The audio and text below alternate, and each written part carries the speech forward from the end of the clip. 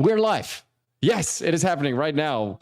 Open Class Doodles, episode 47. Like every Monday, we're looking into the future, trying to deduct, to spot, to locate the trends, the currents, the moods of future jobs, of future developments, of future industries, especially for us artists, actors, and performers. Welcome, everybody, to Tactical Doodles for Success. Today, we have a truly packed episode with a lot of information, a lot of outlook, a lot of maybe also surprising news concerning our future, concerning our work situation, concerning everything that has to do with creativity and, you know, society in itself. And so I'm truly pumped. I'm truly stoked about today's episode.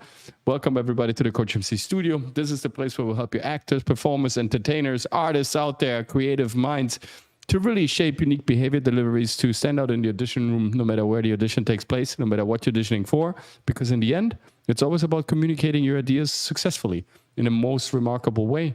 And like always, on a Monday, we're looking into the future. We're making, we're taking the sneak peek into what might come. So, hail to the chat, right? Thanks for stopping by. And I would say, without any further ado, let's jump into today's episode and let's see what's cooking.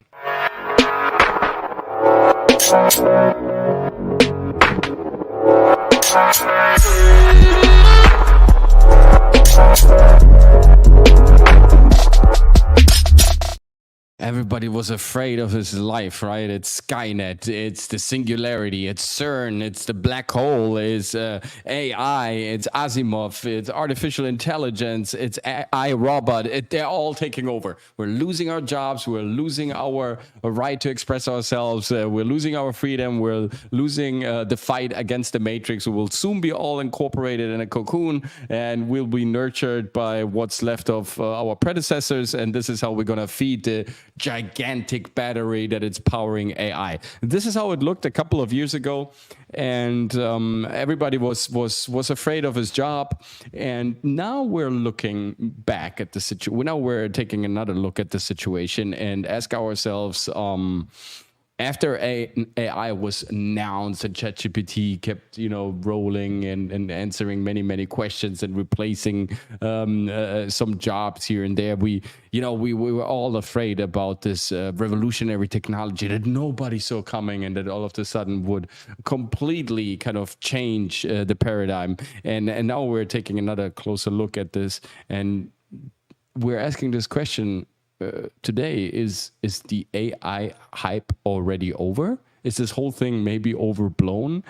Because from the very inception, right, when ChatGPT was making waves and when everybody was trying to implement it, and how students and universities and everybody was kind of already kind of raging about that AI would now do all the homework and would set free this chain of incredible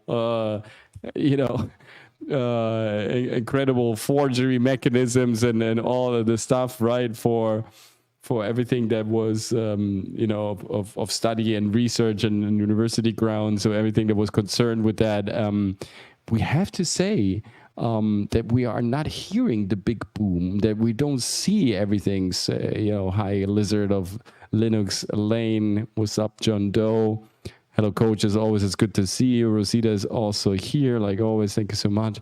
And I want to take a more specific look now. After the rage has come down, the big waves are kind of flowing into a more normal scale. And now that we're already kind of over 18 months in with living with AI, of course it's way longer. We just have to kind of analyze, what is AI actually doing right now? Where is the trend going of AI? What is the future of work, right? Of employment, of developing ideas? And this might or might not sound surprising to you, but if you're subscribed to the channel, and by the way, if you're here for the first time, if you like acting tips or like these strategy sessions, like open class doodles, if you love to take a look into the future, into the past, into present times like we do throughout the week, every week, and also going live on the weekends, and you want to get notified every time we grind out new videos, why don't you subscribe? just a simple task, right? Just subscribe, smash the button, and then you're in the loop, in the circle of trust. Welcome everybody also on Twitter. Welcome everybody on Instagram. Join us here, guys. Join us here on YouTube. We have a pretty cozy, very intimate and private chat right now. John is here. Linux is here. Rosita is here. Great people. They don't. Sometimes they bite, but they're all over. I mean, they're decent people. They're very funny folks. So why don't you join us over here? Smash the like button, subscribe, and let's start these festivities. So, like I said, everybody was afraid of his life, of his job, of his employment. AI is coming. It's taking away all the life from this planet.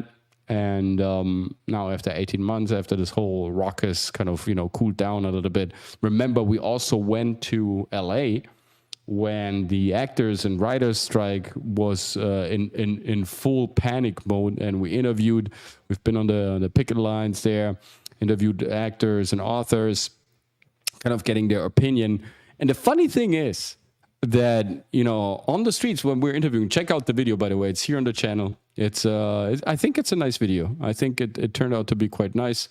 It's really it was on the pulse, right, of time and what they were asking and demanding from Netflix and the other streaming service. Of course, it was about residuals, but it was also about AI, only that people were not really kind of completely, addressing it, right? It was, of course, it was all about money in the first place.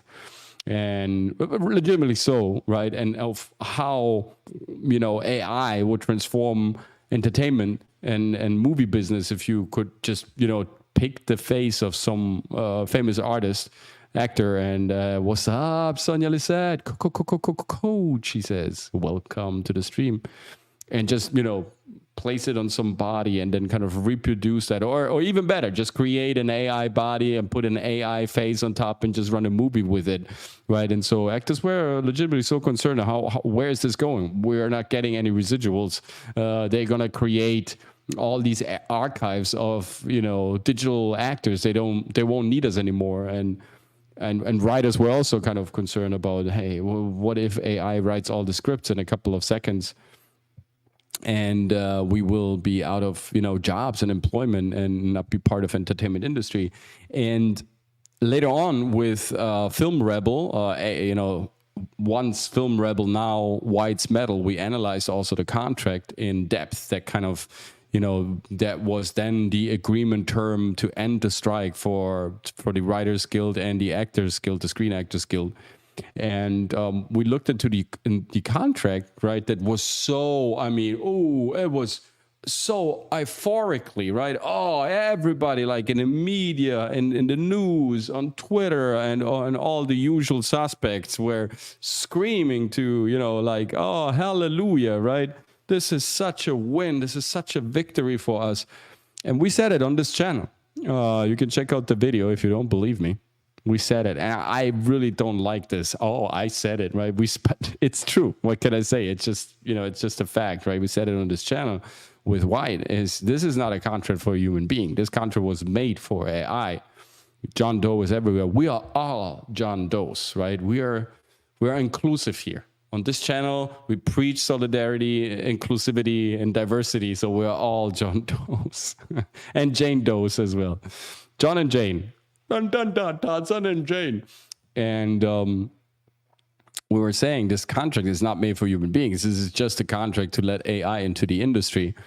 But at the same time, we speculated that, or at least that's my thought, and I'm still holding on to that thought. And, we're going to dive into, into the news realm. And we're going to analyze some of these articles and some of, some Reddits as well. I always said, and I will continue saying this, and this is not coming from me. This is coming from Asimov, right? This is directly his thought. AI needs to be programmed, and even if at a certain point somewhere in the future AI is gonna program new AI, new nanobots are just gonna create other nanobots. It's like the Death Star, and that little minuscule detail, that flaw at the core of the Death Star system, that it ultimately was built by a human being. The same is true also for AI. I wonder if George Lucas like Robert Zemeckis, was also a time traveler and was kind of foreseeing the events and kind of, creating that Death Star analogy in order to let us understand that even AI at its core programming, at its heart, it was kind of, it was fed information by human hand. And that human hand is flawed. It was never as flawed as it was in recent times, because also of the strange mentality that goes on in Silicon Valley.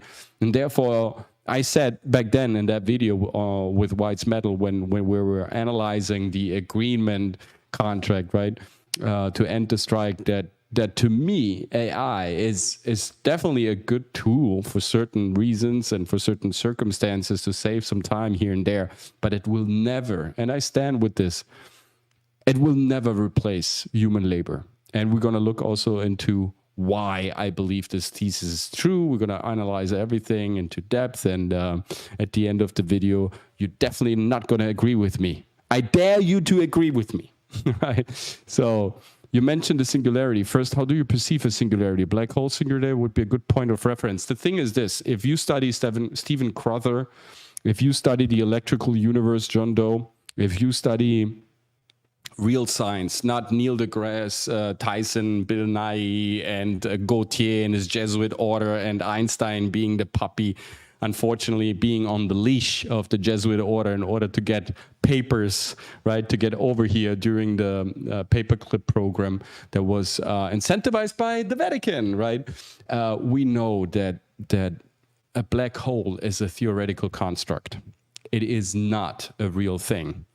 It's more likely something like a plasma, like a huge plasma cluster. When we see photographs of something that doesn't emit light, then you know it's a fake. Then NASA is playing the bubbling game, right? Oh, we have pictures of something you can take pictures of, right? It's like if you study, the history of Big Bang, of cosmology, of modern cosmology, and also the of course, the Rosenfeld appreciation theory, Rosenstein, I'm sorry, that never met Einstein, right? Einstein picked that Rosenstein theory, that radius theory of a black hole that was produced in Russia. It had nothing to do with his theory of relativity, and kind of, botched everything together. In my opinion, there is no such thing as a black hole, even though I love the picture, I love the art, I can imagine it's a beautiful thing, but they don't exist. Now, first of all, and just to address that, just to make that a bit more scientifically, Big Bang universe, so Big Bang cosmology, that there was some sort of a God particle, a God initiative moment that kind of made all this. So the theory and the model around Big Bang has 4 different submodels. This is what they will never, the Bill Nye and Neil deGrasse Tysons and all the other Farfookers that have more acting credits than research credits, by the way. Just check out their IMDb Pro. They are more actors than researchers and scientists. So Big Bang cosmology has 4 different distinct models. They are all somehow exclusive. They are not fitting into each other, right? There's the Newman model, there's the Kerr model, different mathematicians. And so Big Bang cosmology is not, I repeat, is not coexisting. It's not cohesive with Big Bang cosmology, with a black hole cosmology, I'm sorry. So whether you have a black hole cosmos and a universe where black holes are allowed theoretically, or you have a Big Bang cosmos, both can't work together. I repeat, it's impossible. Science itself, if you study the papers, and that's so funny, right? They're exclusive to each other. So whether you believe in a Big Bang or you believe in a black hole, because whether there is one black hole, which is of infinite, of infinite time, and therefore it's an asymptotically flat construct in the universe. Asymptotically, it's just a fancy word to say it's a very flat construct that, kind of dives out into the depth left and right of the cosmos and takes over the event horizon. That will, eventually kind of, it will exclude any other black hole. There can just be one black hole and one black hole universe. So this multiple black hole thing that NASA is going to tell you, and Christopher Nolan with his nice scientists kind of drawing black holes, it's not possible. So I don't necessarily believe in a black hole. What is a singularity? A singularity is God.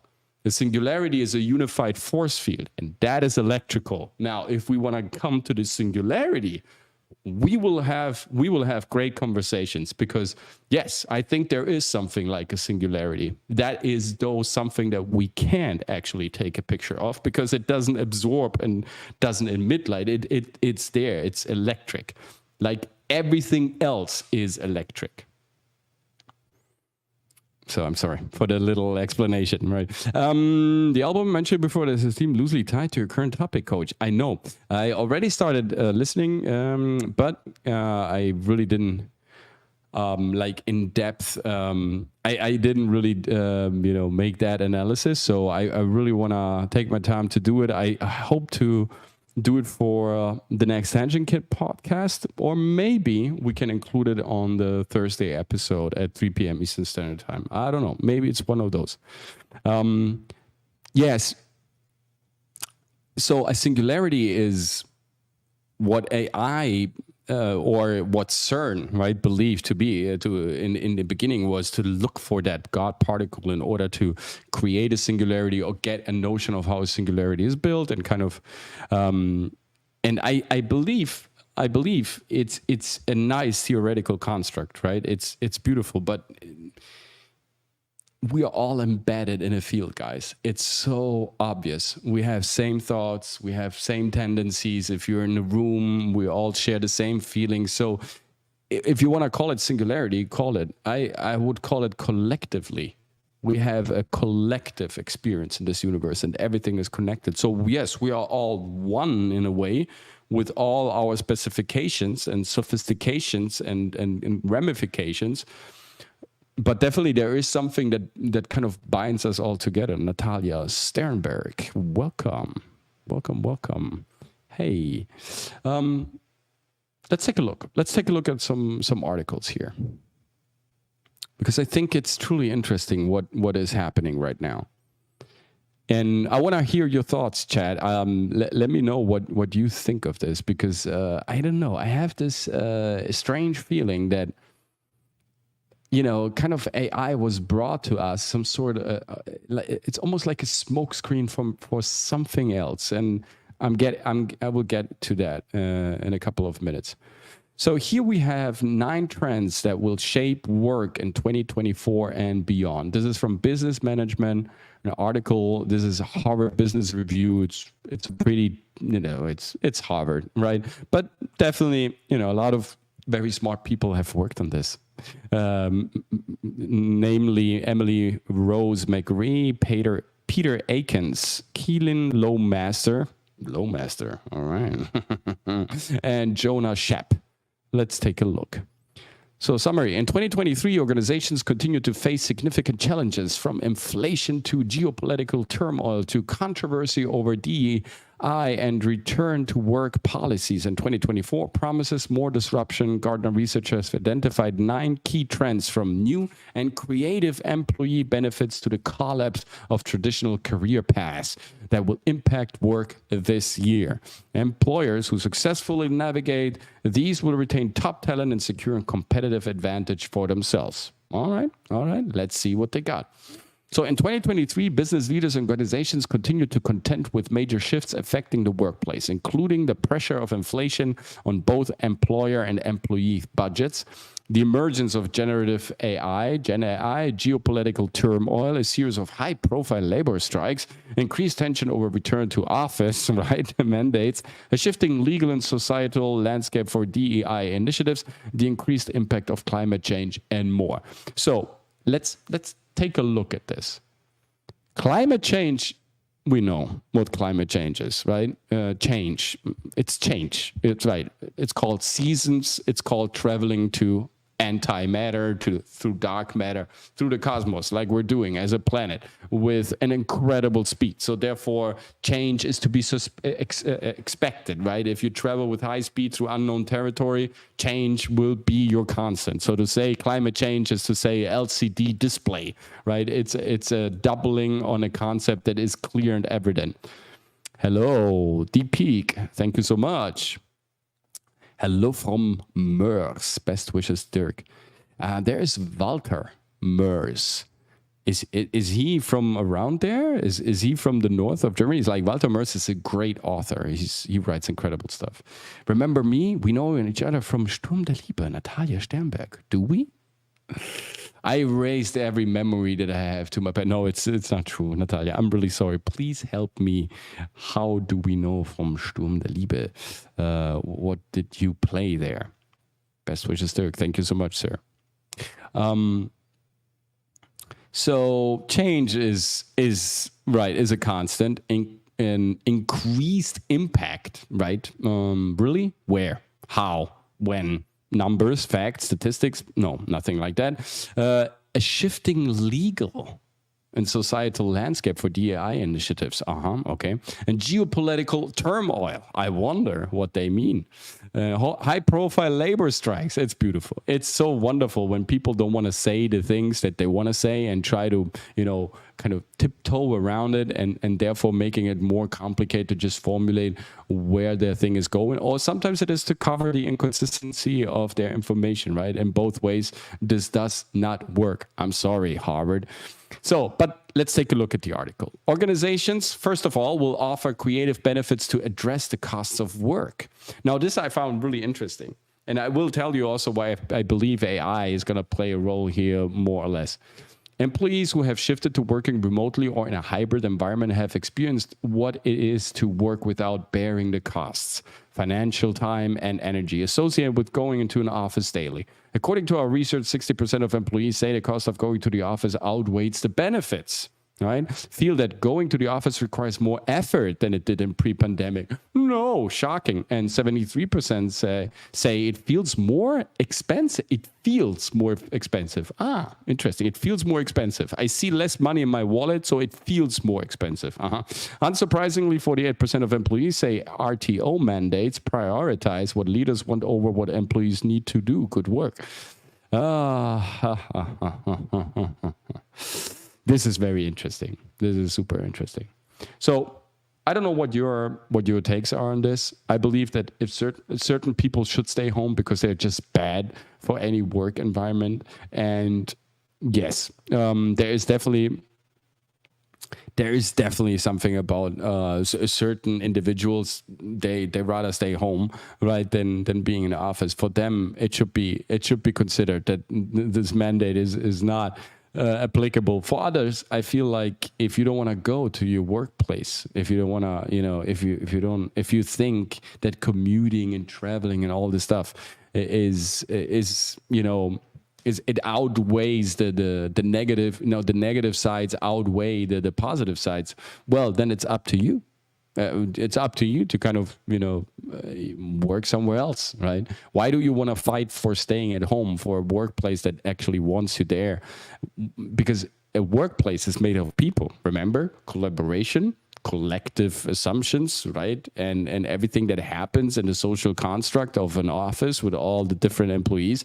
This is what we're actually good at. Like human beings are good at understanding these social currents and build on top of that and learning through competitiveness how solutions can be brought to the table in order to kind of stand out in that work environment. If you always stay home, you won't have that social competitiveness. And therefore, yes, these people in the future will most likely be replaced with AI, or part of their job will be replaced by AI, or it will be implemented because, of course, if you don't have that anymore, if you don't have social competence anymore, what are you good for in the first place, right? It's not just about to type something. So these people, they don't realize that they are reducing the chances of getting hired in the future, and they are actually increasing the chances that AI will take over the jobs, because they're making the best argument for the case to say, I don't want to work there.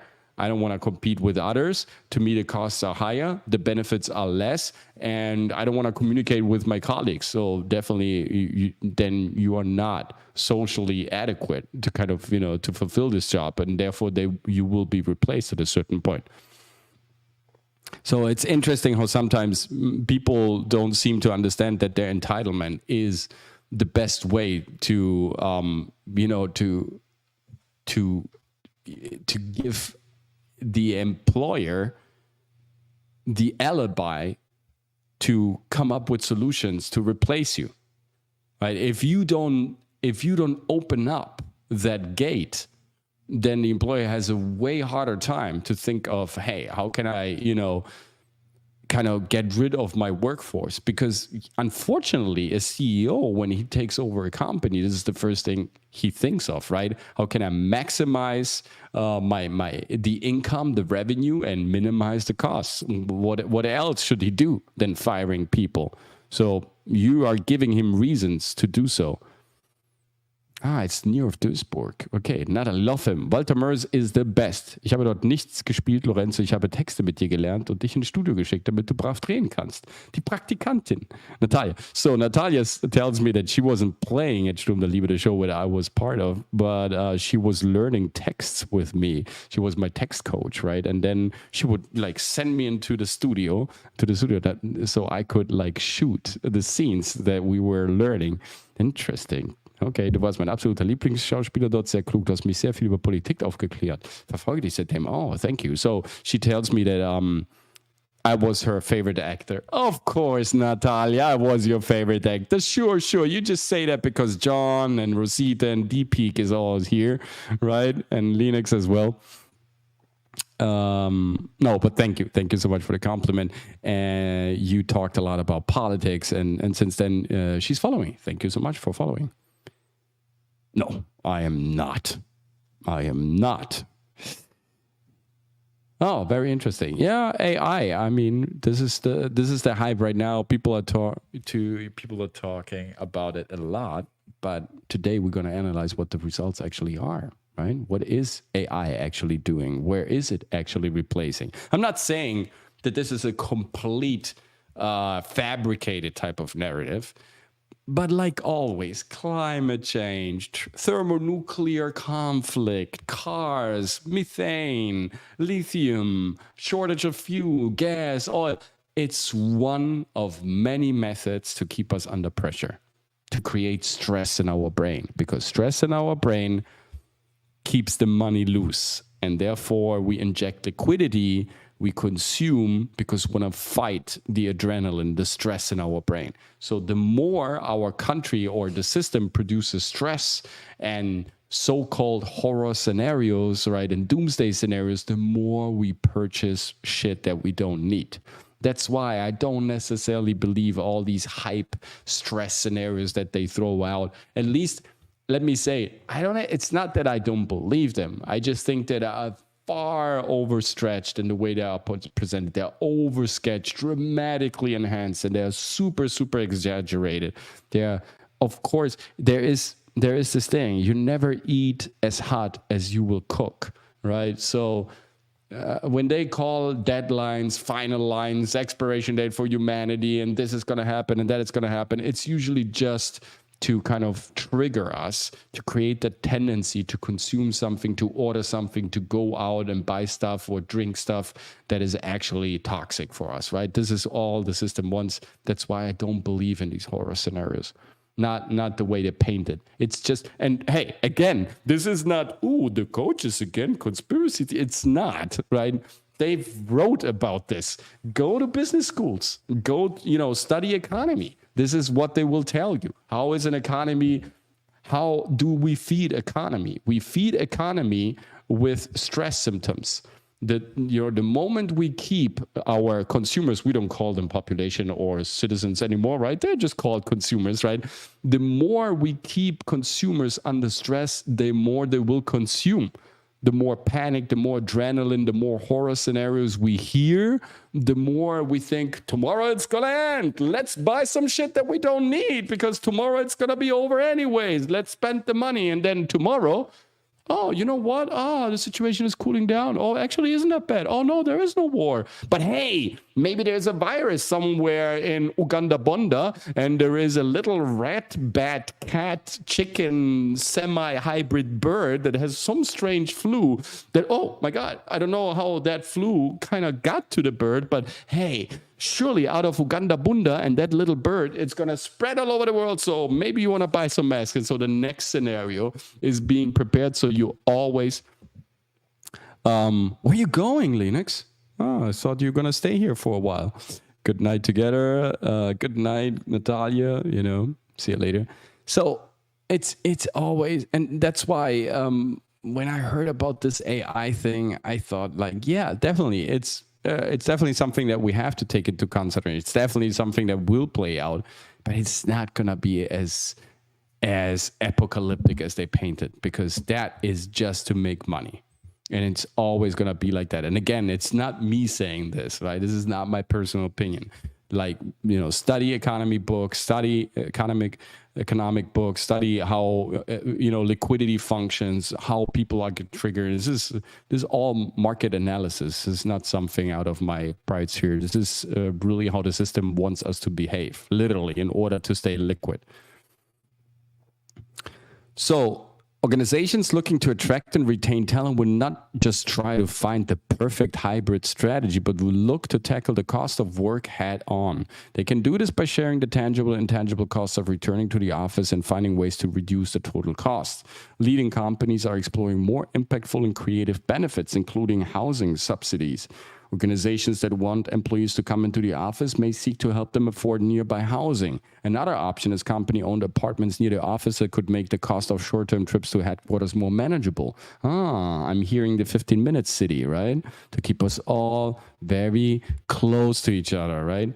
Caregiver benefits. Pandemic left many families with an acute awareness of how critical, reliable, flexible childcare, elder care, and pet care is to a healthy workforce. Yes.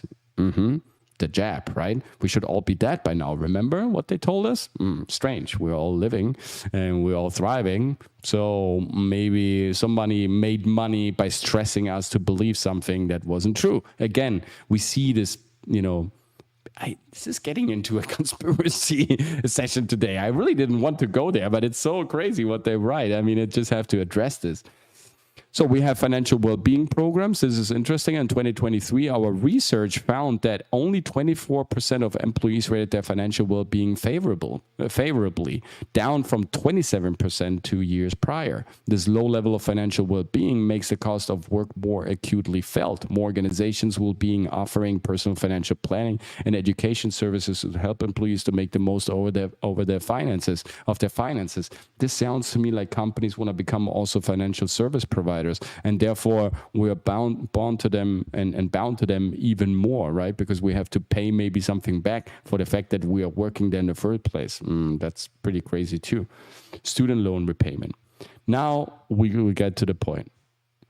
AI will create, not diminish, workforce opportunity. And this is the point that we also, what we talked about with Wyatt on that video.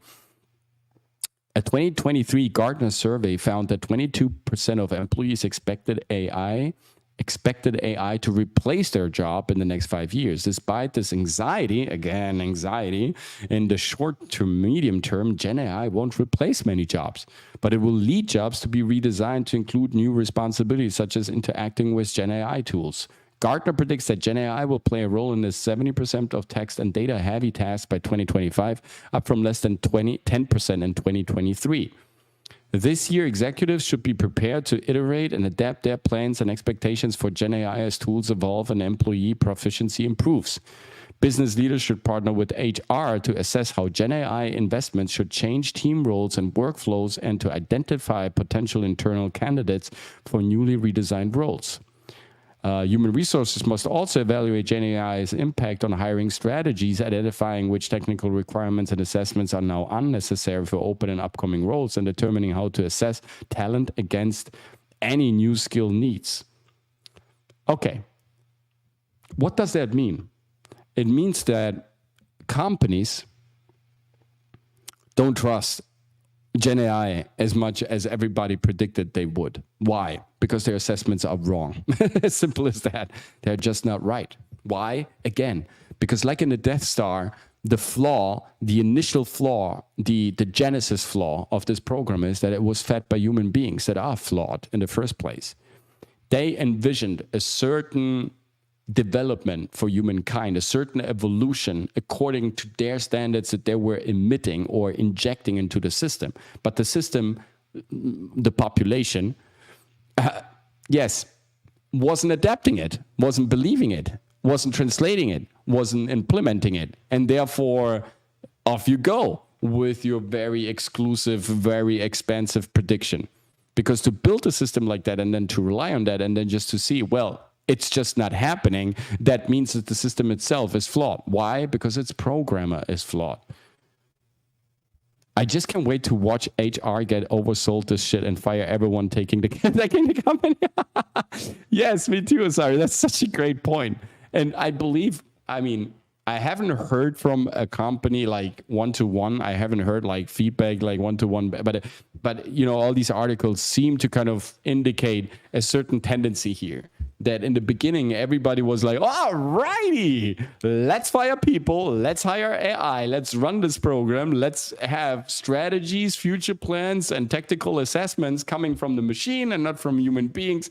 Great, so we can, you know, save a lot of money and then, you know, even double down on that while investing on betting on the right horse, whether that's a product, or whether that's a team cohesion kind of process, whatever they had in mind, that, you know, whatever was coming out of AI was adapted and implemented, and they saw it wasn't working. Why? Because AI is flawed, because AI can't improvise, because AI can't think. It can put together probabilities based on experiences and data and information that where certain events led to a certain outcome. But again, it's like playing chess, right? Sure, you can memorize all moves and kind of predict where the next move will go. But you never know, because you can't predict the human brain. Because every human brain possesses more creative output than all biceps of this planet in terms of physical force. What I mean by that is that every brain, once activated and run effectively, can have way more creative output than any machine can have, because the spontaneous, irrational, crazy, silly thought that is creating images and feelings and that is fueling our fantasy is something that can't be recreated by any binary code, by any binary system. And so therefore I was, right from the start, I said, yeah, sure, go ahead, do that. Implement what AI is telling you in your company. In a couple of years from now, your company will be broke. Because there is a certain thing called hunch. A hunch. You just have a hunch for something. You just have a feeling. You just want to bet on a certain horse, on something where no one else is paying attention, or no one else is looking at it and say, yeah, this is doable or not, right? It's that makes a great entrepreneur. It's that what builds companies and great societies. Sometimes it's that intuition. It's that hunch. It's that sixth sense. AI will never be able to reproduce that.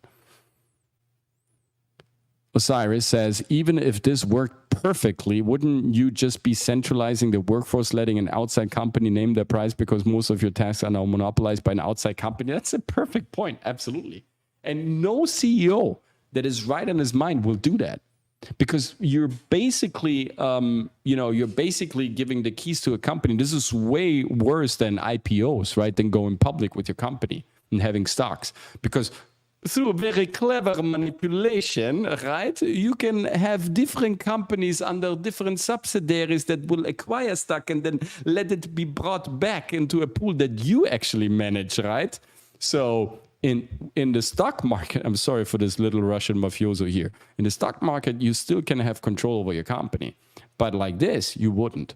So you don't have the financial gain and you don't have the tactical oversight. So why should a CEO do that? Because that would be just, giving yourself out to blackmail. Because in the moment the other company tells you, well, if you want the right data, my friend, if you don't want those flawed emissions that we're giving to, to the people down there, if you want the good stuff, then you have to pay me this and that. And so that means that you build up a company, and then all of a sudden, your fortune depends whether or not you pay. This is, again, it's mobster time. Going back to the 20s, we're in a regressing timeline at this point, right? No CEO, right, in his right mind would do anything like that. And this is why CEOs are not applying AI. They talk about it. Oh, they have great talks on CNN, on NBC, on ABC, Business News, Fox here, Fox there.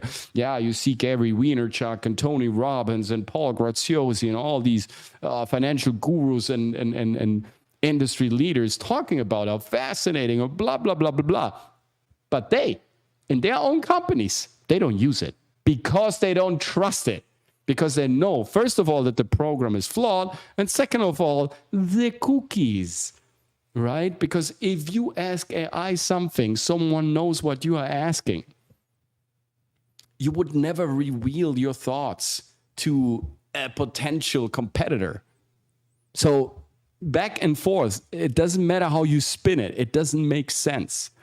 The only way this would make sense, AI will never replace brute force, says Pat Brett. Sometimes fixing something requires fire and a big hammer, literally and metaphorically. Such, beautiful, distinguished words. I agree, Pat. It doesn't make sense. You wouldn't do it, right? Because you're afraid of, just disclosing and, exposing yourself. I don't even give companies I work for all my ideas. Right. Exactly. Why should a CEO do that? Because the moment you ask it AI, you know that someone else knows it as well. So it doesn't make sense, right? We will act, what my predictions are, we will go back to paper. We will go back to paper and pen. We will go back to sketchboards. I mean, literally, guys, you look at me, I'm old school, blah, blah, blah. But I've never been so successful with my doodles like I've been in 2024. It's somehow as if AI created an even bigger demand for something that is tactile, something that is real, that it comes from a human hand, that is slightly flawed, right? Because sometimes my English, it's my third language, right? So sometimes I screw up words and I kind of, mispronounce and miswrite them because I have also sometimes an English pronunciation and bada boom, bada bum. And people love that. I always thought it's going to be a problem or something like, oh, no. But, my doodles, I wrap them up after the session with my clients. I give them to them and they're like, cherish them. They take them home, even if you can see, the sheets are really big and sometimes heavy if you take a couple of those. But people love something that they can hold because everything has become aseptic and sterilized and kind of distant and cold, right? And people want to get back to that tactile feeling. So again, that's another reason why I don't think that AI is going to have all that success and it's not that big of a threat like they're painting it. Again, it's just one of those mechanisms, right? Corona, Ukraine, Israel, right? They use instruments to keep you under stress, to keep you in check, to keep you in anxiety, to keep you in a constant adrenaline rush. So you buy shit that you don't need. So you are in reactionary mode. So you don't have time to reflect. It's just a tool. It's just a toy to make you crazy and to drain money out of your pockets. Nothing else.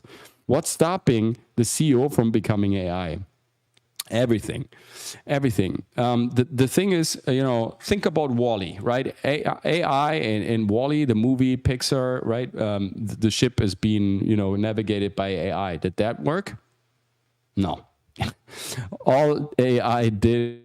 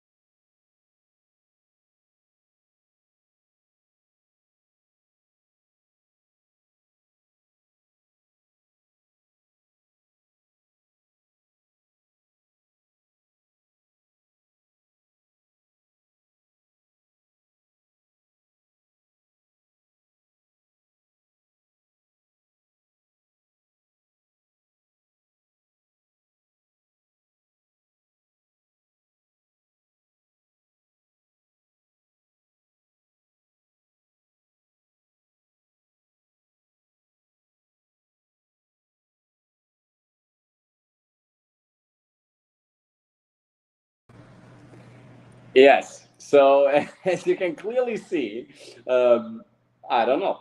AI took down the stream, and it's good. It's good to have some other technological devices that can help us. I hope you guys can hear me well.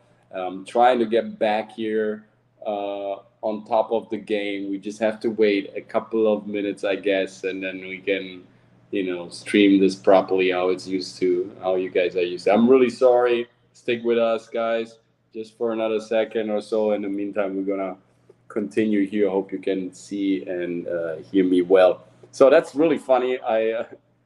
It was the singularity. That was the punishment. But definitely check out the Electric Universe, John Doe, Stephen Crowther's work, or just comparable physics. You can read a lot of articles about that. There is a huge smoking gun or an elephant in the room that people are not contextualizing in terms of how it is possible to kind of reconjunct two universes that are exclusive to each other, right? And how they did it, it's through normalization. So it's a mathematical process basically that they're adapting. It's not physical evidence that they're using, it's just renormalization. So they basically put layers on top and use formulas to kind of glue these two universes together. It's really ridiculous, and it's a scandal if you ask me, right? First of all, they will never explain to you which Big Bang universe they are picking, or which universe they're talking about. And believe me, the four Big Bang cosmos models are all severely different from each other. They are completely different from each other. They have different time zones. They one is believed to be infinite, the other is believed to be finite. The one is inflationary, the other one is expanding, the other one is imploding. So they have completely different mathematical systems to explain one cosmology, each cosmology, and then they glue on top the black hole thing. And in order to explain that, they renormalize that through math. It's absolutely crazy. So Rocco's Basilisk got coach. Yes. When he comes back, he will be AI generated and hyping up AI and crypto. That could be. I can, ladies and gentlemen, what is happening today? It's crazy. I'm always good, Brad. It's been hot here. Yes, it's been hot down here too. There we go. Yeah, this is an authentic. It's part of why I love YouTube. It's real. Yes, it's real, guys. I mean, what should we do? I'm really sorry for the quality right now, for how I'm proposing the show in this moment. I wish I could do something else, but at least I want to keep the contact with you guys. I'm going to shoot up a couple of articles as soon as we're really back online to prove further what I'm trying to make here as a point, and also the discussion. But in the meantime, let's just continue the conversation. It's just a conversation. Hey, Raven Wolf is also here. Thank you so much. Do not assume who or what I study, coach. I simply perceive and experience from any perspective. I'm not limited to any belief system. I love that. I love that. No, it's I don't know you that well, so therefore I always go, with a very moderate tone into every discussion, because, of course, we've been highly influenced through media, through publications, through what also our environment tells us, and there has been such a push to kind of, to perpetrate and promote this black hole model, through movies, and it's very interesting. And every time I perceive those massive pushes, every time I feel like, there's a huge discussion, it's becoming trending, everybody talks about it, I feel like there are always other reasons for it. And unfortunately, we can't trust media system. This is I was for years also into that hype. It's like, because Star Trek and wormholes, but theoretically wormholes are not black holes. They are not wormholes or are not black holes. So the one could still exist, in my opinion, without having the necessity to be there in the first place. But yeah, we don't know for sure, because there is no such thing as a picture of a black hole. There is no such thing as a picture of an exoplanet. These are all reference data points then will be rendered by artists, by the way, also with the help of the AI. How many slurs will it take for me to figure out your belief system? Interesting. It will take you for. Yes, I like that. I like that. And talking about belief systems, in a way, that I think that's what's fascinating about us. right? As human beings, we have a belief system that is based on our pattern recognition through the actions that we perform. And then we encounter a new theory or something that proposes a new, set of informations, and we compare it to what we've experienced so far. And that comparison and the discussion, if it's a fruitful, healthy one, is definitely one of the biggest traits that we have. Biggest traits that we have as human beings. So yeah. I love I love the part to find a black hole. They have to look for things around the black hole. Yes, that's another great way of kind of escaping the argument, right? You don't have a black hole because data is not giving you a black hole. So you look for stuff that is around a supposed black hole that behaves according to the theory that you have, of course, conveniently modeled around a certain definition that you like people to perceive. And I think we can go back to the good old ways of doing this, right? Let's see if it works. It seems like AI finally allows me to be a real streamer and not a cell phone holder, right? I gotta communicate a little bit more effectively with you guys. But I knew it. It's every time we tackle those arguments. Last time, remember, we had 3 sages in a time machine, and it's incredible. It somehow, bada boom, it kind of blacked out my screen for 2 times in a row, right? And like right now, I'm trying to get back. So I wonder if that is a coincidence, even though we know there are no coincidences.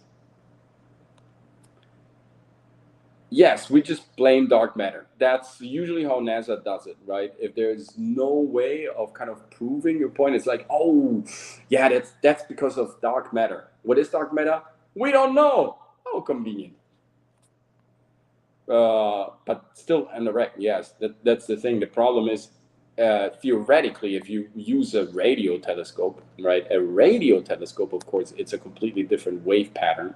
Now, if you gonna try to, search a certain field for radio communication, and you know exactly that, amongst other things, radiation, particles, cosmic dust, and all sorts of other interferences and other frequencies that will disturb, kind of distilling a radio,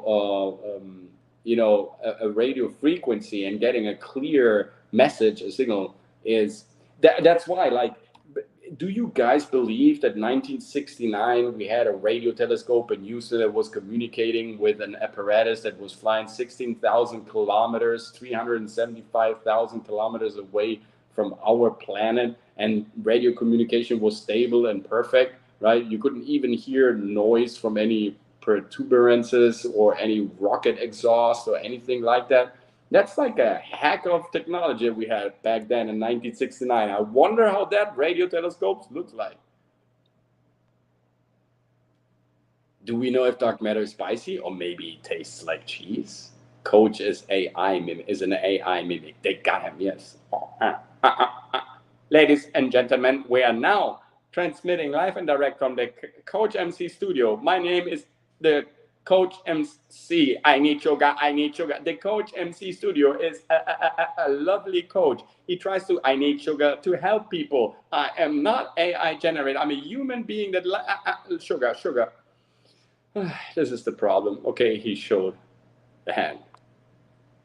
Like, also very interesting, just to tell you this, like, you know why Indians show their 5 fingers and say Auk? Because of the star people, because star people are believed to have 6 fingers. So that was the way of checking if you were a human or not. It's like the ending of Contact. They didn't see Jodie Foster go into a wormhole, but they had hours of static recording. Yes, they did and didn't have proof, which is fascinating to me. Absolutely. That's a fascinating movie indeed. It isn't the best movie, but I don't believe that they shot this movie to be the best movie. I think it's more like Contact. It's more like a message. There are many layers to this movie. And if anything, I could believe that machine, yes, could somehow generate a field where ultimately it's like creating an incredible hyper large bumper, like a buffering system to the frequency of the physical degrade that we experience every second. And so by kind of buffering that effect, you have more time inside of that field than others outside. So theoretically, also if you ever read the John Titor thread, he's talking about the same effect, right? That a time machine doesn't actually move; it creates a field. And this is also what the Philadelphia experiment was. And it was a real experiment. Many people believed it was a conspiracy theory for many years, but actually the document surfaced, Tesla talked about it. There's a lot of proof that Philadelphia experiment was a real thing. And that was exactly the same thing. So they bring a static object out of his face, right? So everything evolves faster around than in the echo chamber itself, in that environment itself. This is how you can theoretically time travel. I don't believe shit the government. Osiris, switch to Linux, coach. How much better than OS X? Yes, thank you so much for the. Yeah, I would switch to the Lizard. Thank you. Yeah, he seems to be a trustworthy guy. One day, coach, you will open a Discord, and then we can have truly, skitautismo chats that would get us perma banned on any platform. I love that. Yeah, switch to Linux. Yeah, maybe I should think about that. Guys, I'm not really tech savvy. I'm a creative mind and the general manager of this company.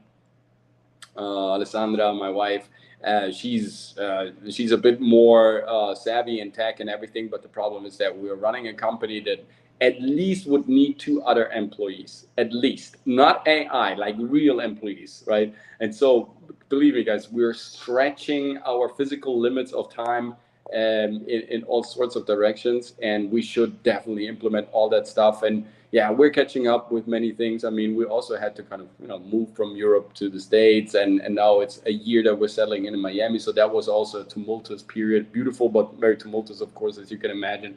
So we're definitely catching up with all the nuts and bolts of creating a better channel experience for all of you guys. And believe me, that is also my intention, to come together to create also art together collectively, having discussions that are really worth exploring. Definitely Discord. And I have a Telegram channel though, and I know this is not really super popular over here in the States, but it's so easy in terms of posting stuff, because we have events, networking events that I also attend, gatherings, film festivals. And so over our Telegram channel, link, you can find my link tree on Instagram, you can definitely connect and we can have private conversations that will not be heard by the Chinese or American government, right? So we can have fun there, and definitely, we will explore all these. Thank you so much for already being here, right? This little beautiful ardent group of ludicrous supporters that you are. I love you all in the way we are. But yes, it's gonna be definitely a bright future for this channel if you're gonna stick with us, and we're gonna have more and more conversations. Not only when we're live on YouTube, for sure. Oh, yes. Thank you so much, Ando. A Discord would be great. I would enjoy conversations with you, coach, in a more private place. Like I said, we can have those conversations already on Telegram. Just jump to my Telegram. It's on my link tree. This is already a pretty good, safe place. But I see what you mean with Discord. It just gives you more ability. Even though Telegram, you can post videos, you can have sub-threads. I mean, it's a pretty decent resource and server as well. Of course, Discord is a bit more, sophisticated, a bit more ramified. So definitely, I'm going to look into that, how to organize that. I tried using a version of Linux if I had time. If I had time, I'd love to learn how to use it every day. It's amazing what Windows does for you, but frustrating that they abuse that power. Yes, for sure. I mean, for us, you have to understand, it's easier, right, to kind of have all in one type of apparatus that kind of handles all this business. And yeah. Let's see how it's gonna be. Guys, I have to kind of check what's going on here. This is really weird. Why is it not connecting? What is going on here? This is really crazy. I probably have to restart everything here. Let me see if that works. And I'm gonna make sure this is I don't know what else to do. This is the usual stuff, like restarting, unplugging, plugging in, and waiting for better times. In the meanwhile, I am on Telegram. Yes, for sure. Follow me there. we can, like I said, like usual, like regular conversations, we can already have them there and talk in depth also about what we talk here. I would love to, right? Absolutely. Time machines cannot live alongside the heliocentric model. An hour ago, they say we were a few thousand miles into a different. Yes, I see what your point is, Osiris, there. And a heliocentric model, it's really hard to kind of understand how that works. But I just keep one thing in mind: a heliocentric model doesn't exclude a magnetic field. And as soon as we're talking about magnetic fields, Birkeland currents, electrical universes, nebula, plasma clusters, and all that, we talk about the possibility of plasma fields and force fields. And force fields, they can exist in a heliocentric model as well. And that means that a force field potentially on the inside can be manipulated in terms of, and this sounds crazy, but there is a Russian scientist that proved that there's a certain material that can create mirrors, like mirrors that are almost, it's sort of in between, like having a quicksilver mirror. Imagine the mirror in the movie Matrix, something like that. Not really liquid and fluid, but a mirror that is almost made out of quicksilver. Now, if you have mirrors placed in a certain location and you create a magnetic force field inside of that, now the effect is now that energy can't escape anymore. So you're creating on the inside a new chamber of wavelength, and that wavelength behaves in a different way than the wavelengths outside of that chamber, if that makes sense. I haven't used Discord either. I trust Discord less than Telegram based on what I've heard. Yeah, I mean,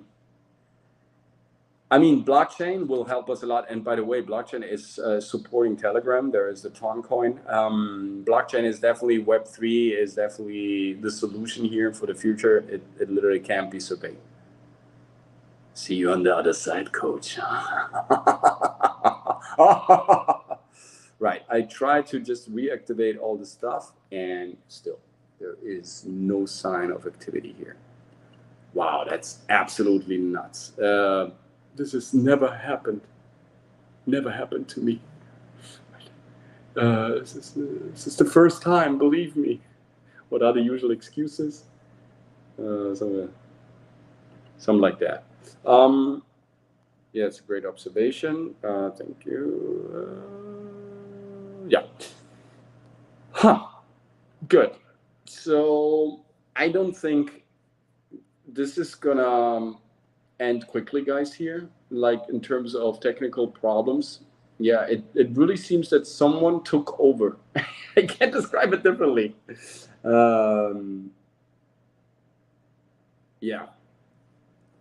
Yeah, this is really cool what you're saying there. I have some technical education and telecommunications technology. It's amazing the evolution of how they split one signal to carry thousands of separate data streams. Yes. Yes, it's Movie Makers Miami. Absolutely. Yes, absolutely. And you can just hit me up in the private chat, right? You can just write me privately on Telegram.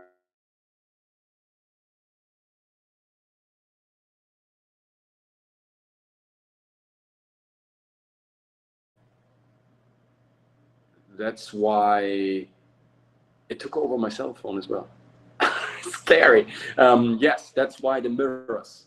So I can't recollect the name of this project and why they moved this project to Antarctica. I know that this Russian scientist said it needs to be done in Antarctica because of certain magnetic wavelengths, but the mirrors are there to not let the information evaporate or kind of go somewhere else, to keep the information stable inside of the chamber. And so the person could then, with that stable space inside of that chamber, through the mirror, basically like a chronovisor, like the Vatican that developed the television that could look into the future and the past. Probably going to have that topic also covered on 3 Sages in a Time Machine. That's another incredible story, but similar to like a full length, like a huge chronovisor through the mirror, he could access data in the past. Yes, so you can keep the information, the quality of the information side. That's what's the problem, right, with beaming. If you think about the beaming technology, so you need a computer that can decode in a matter of nanoseconds trillions of your cells. Now, if you think of every human body containing more, like enough cells to kind of wrap them around 4 to 5 million times around planet Earth, then you know exactly what kind of data volume. You don't know exactly, but you know roughly what type of data volume this computer needs to kind of manage in order to transport your body exactly like it is without any mistakes to another location.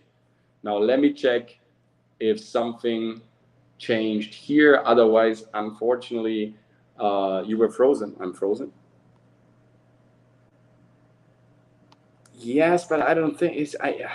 yes, maybe it's the weather, if we call it regular weather, or yeah, I don't know, maybe the weather is definitely part of this, or some other, I don't know, maybe they blame the weather, but there's actually, yeah, some meteorological magnetic protuberance, anything like a turbulence, I don't know what it is.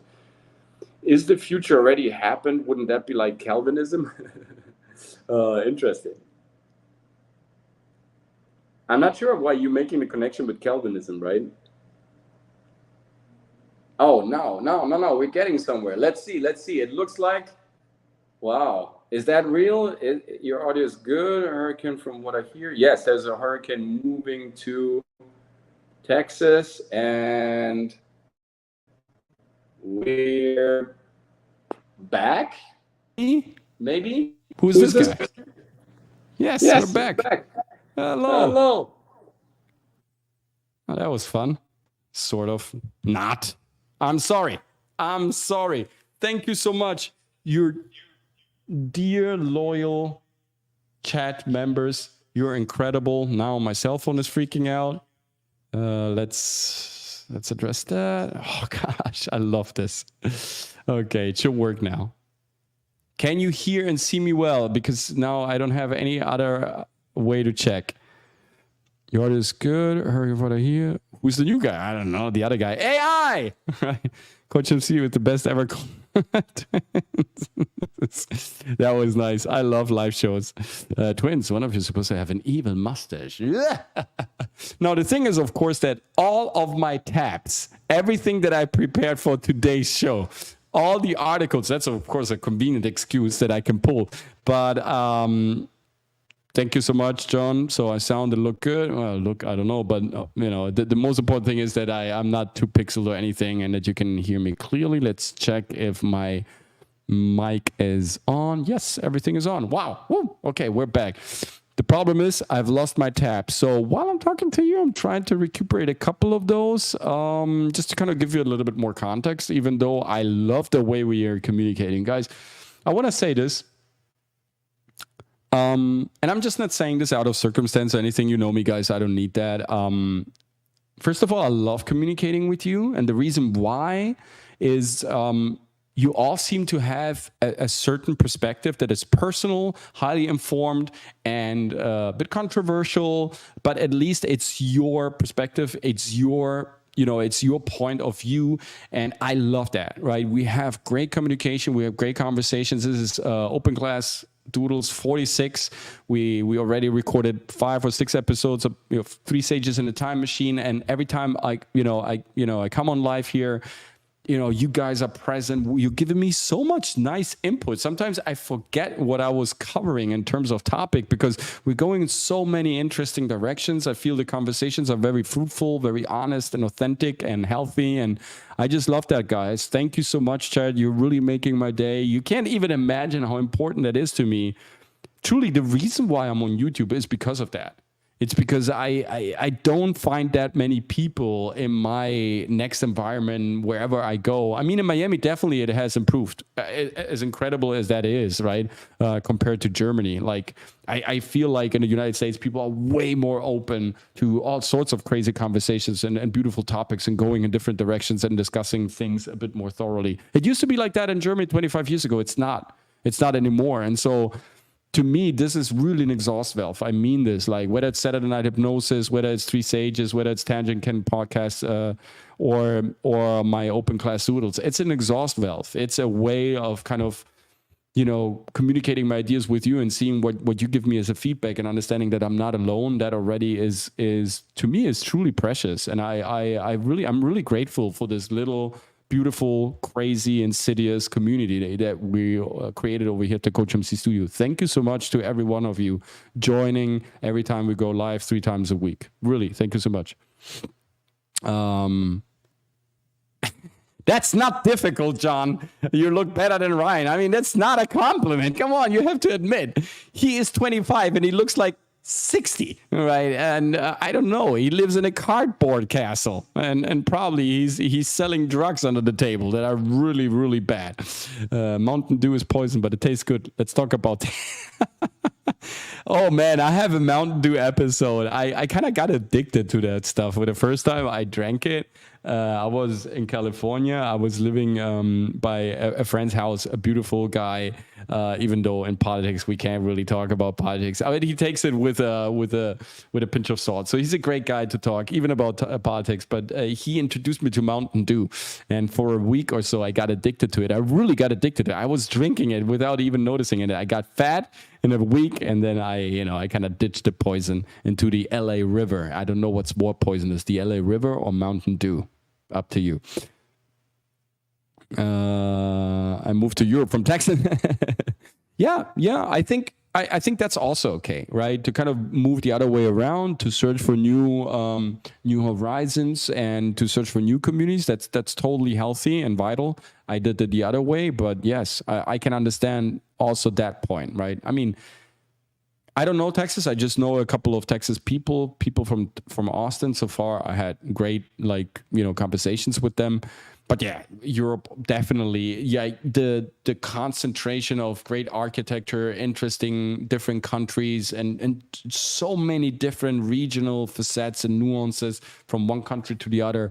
It's a nice place to explore. I did it for 30 years. I loved it over there, and then I had enough. And now the political movements in Germany, Italy, and so on, they're just they're not political. They're just bought up, right? And so I don't like where Europe is going, and I really love it over here. I just love the liberty over here and how I can express myself. I feel like here I'm really way more comprehended, way more understood, if you can understand what I mean.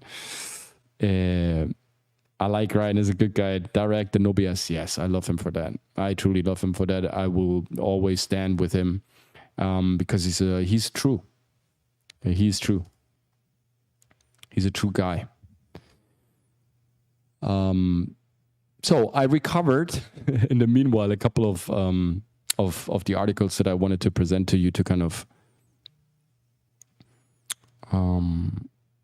make the point here. Do not accept any cookies. Okay. So this is Computer World this is December 1st, 2023.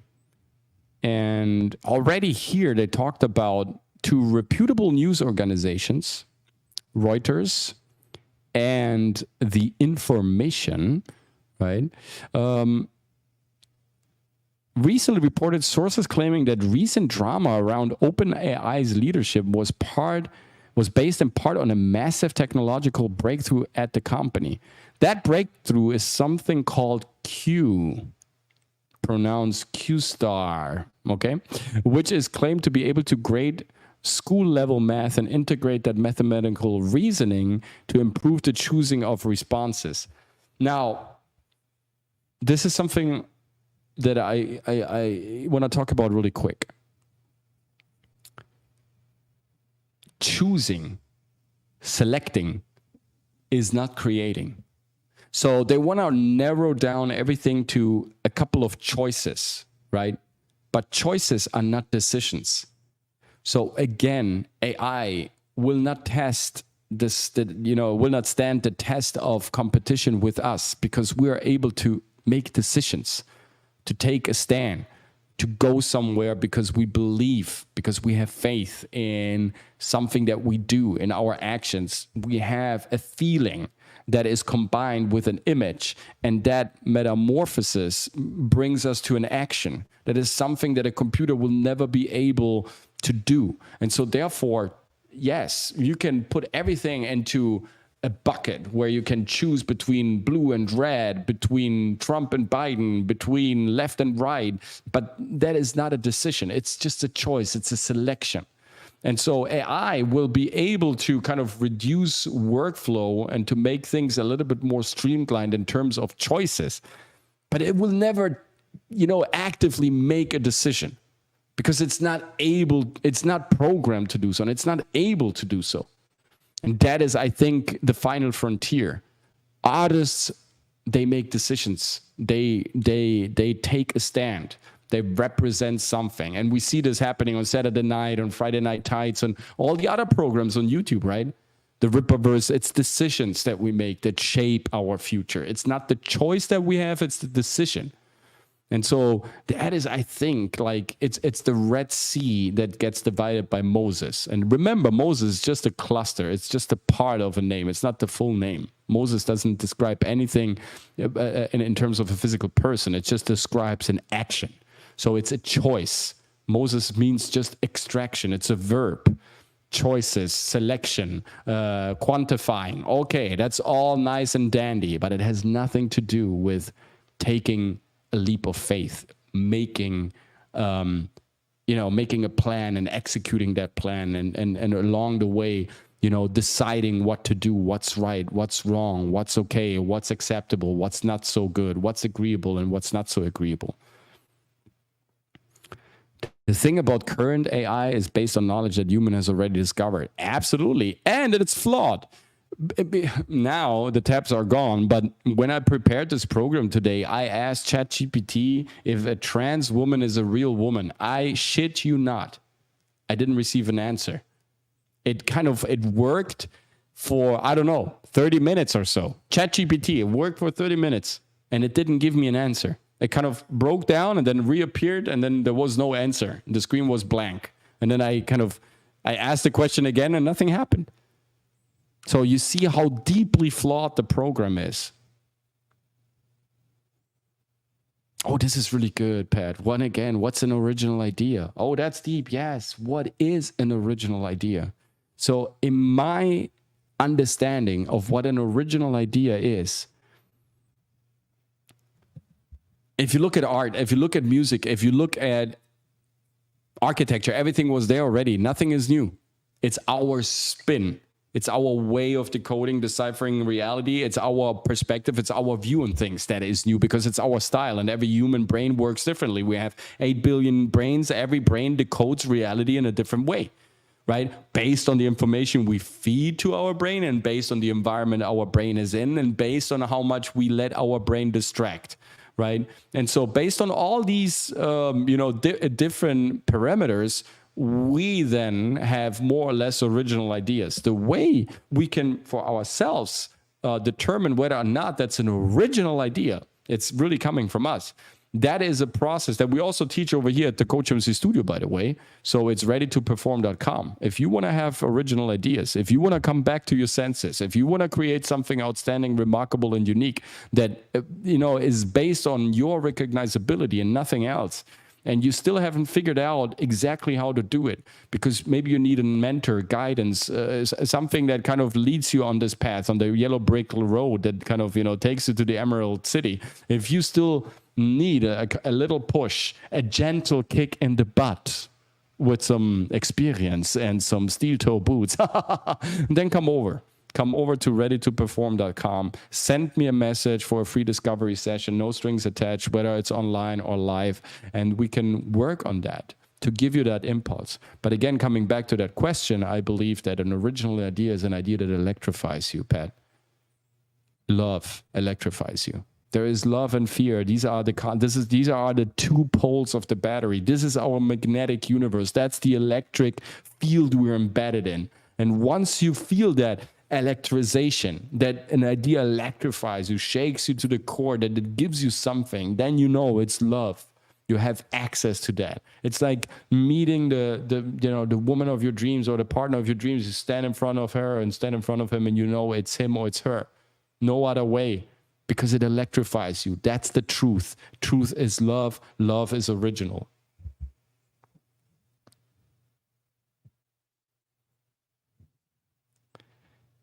Linux, too long to type here, but family, community, history, etc. Yeah. Nothing new under the sun. Haha. What's old becomes new again. Yes, absolutely. Everything is a cycle. Everything gets reused. It's just our spin. It's our way of, deducting, decoding, and declaiming it. The denunciation of things has never brought us an original idea. This is why this whole movement, unfortunately, fortunate for us in a way, right? I mean, it's sad, of course, that they're destroying all these IPs that we loved so dearly over time. But on the other hand, it's so nice and so funny because it proves a point, a majestic fucking point, that it's big like the Taj Mahal, that denouncing is not original. That it kind of, it's the brethren that mocks, right? Like, what is it that Tolkien says, right? To mock, to confuse, and to twist doesn't mean to create. That's why evil can't create. That's why AI will never be a generator, a creator. It will be just a twister, a turner, a confounder, a reproposer, a raconteur of stories that are already there. But our spin, our irrational spin on things can't be replicated. It can't be reproduced.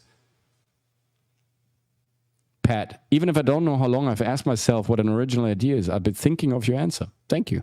Thank you. Let me know what you think of it. I think the ultimate expression of originality, says Osiris, is procreation. Yeah, no two are the same. Number two, people are the same, even twins. Yeah? In a way, yes. But also not. Because everybody deciphers information slightly differently. Let's get back to this article. One of the articles I recuperated after AI shut us down for a couple of seconds. Let me just place myself a little bit smaller. I don't want to be so prominent. Here's everything you need to about Q-Star and why it's nothing to freak out about. It's good. If Legacy Media tells a sister nothing to be freaked out about, you should be freaking out. In May, a lawyer named Stephen A. Schwartz used ChatGPT to write a legal brief for a case in federal district court. The brief cited cases that never existed. ChatGPT just made them up because LLMs don't know or care about reality. Only likely word order. What did I just tell you? It's flawed. The system is flawed. It has so many bugs you can't even imagine. In September, the Microsoft-owned news site MSN published an LLM-written arbitrary for a former NBA player, Brenton Hunter. The headline read, Brenton Hunter useless at 42 inch. The article claimed Hunter handed away at the age of 42 and that during his 2-season career played 67 video games. Gen AI can't reason. It can know that it's possible to replace that with useless, past with handed, and games with video games. But it's too dumb to know that these alternatives are nonsensical in a basketball player's orbit. Isn't that fascinating, guys? Yes. No, I get what you mean. Yes. Sorry, I didn't mean twins are the same. The point is, no one is the same. Yes, absolutely. No one is the same, not even twins. Not even identical twins, right? Yeah, they're just different. That's a beautiful thing. We are all different. Every brain works differently. Every way of saying things has its own originality, right? We just have to flesh out the skillfulness in order to, emphasize what is meant and to give people the ability to express their subtext. In acting, there is this thing called subtext where we say things, but we mean something else, like what real people are doing in real life all the time. This is an acting technique to say, hey, it's nice to see you, but saying it with a different subtext and saying, hey, it's nice to see you, right? You mean something else. Or, hey, it's nice to see you, right? It's you have a different intention. Again, AI is not able to do that. It can't distinguish between dead and useless. For AI, it's the same thing. Or games and video games, it's the same thing. So Q-Star Learning is an AI training tool that rewards the AI tool for making the correct decision. Here we have it. First, we talked about choice. Now we're talking about decisions. This is where I want to get AI to make, decisions, but that's not possible. And that's I think the crux that they all now have to face. All these beautiful people there in Silicon Valley are freaking out by now. Have you watched the latest Apple ad? They don't know what to sell anymore. Right? They just ran out of ideas. They thought AI is going to save the day. Skynet is going and tell them everything that they need to do, and then they will cash in trillions and trillions, and it's not happening. Quite the opposite. And I will tell you also because there's another reason that people are not mentioning, and I think we're one of the few channels that are actually really talking about this. I mean this seriously. In a couple of minutes, I will disclose what I mean. The idea is that it could enhance ChatGPT by the application of something like reason or mathematical logic for thinking to arrive at better results. And the hype goes, a ChatGPT that can think approaches artificial general intelligence. The AGI goal, which OpenAI is clearly striving for, would be an AI tool that can think and reason like a human or convincingly pretend to. So fake it till you make it. It could also be better at grappling with abstract concepts. Some also say that Q-Star should be able to come up with original ideas rather than just spewing the consensus of its data set. The rumored Q-Star model would also excel at math itself, making it a better tool for developers. On the downside, the doom and gloom set even suggests that Q-Star represents a threat to humanity, or at least our jobs. But where the hype goes off the rails. Yes. So the first chess computers were programmed to kind of look at all the possibilities and then choose scenarios, right? What is the most probable outcome? And then at a certain point, Google invented a chess computer that was not fed with previous chess moves, but just was fed with the ability to make mistakes and learn out of that. And that computer bet all the other chess computers, right? Even though it never learned chess, technically. It just learned out of the mistakes. So pattern recognition definitely is a first way to create artificial intelligence. But again, it's what scenarios you give to AI are scenarios of pre-programmed stages of decision-making that can be somehow foreseen. When you have to face the consequences of a heretical mind of any human being, for example, here present in the chat, then the whole game changes. Because yes, you can maybe kind of somehow deduct from mannerisms in the body and telegraphic moves and all that, what that person is maybe feeling or thinking. But it is an incredible process of data that needs to go through until the reaction actually is an original, authentic reaction to that. And here we're getting to a point that I want to talk about. It's not possible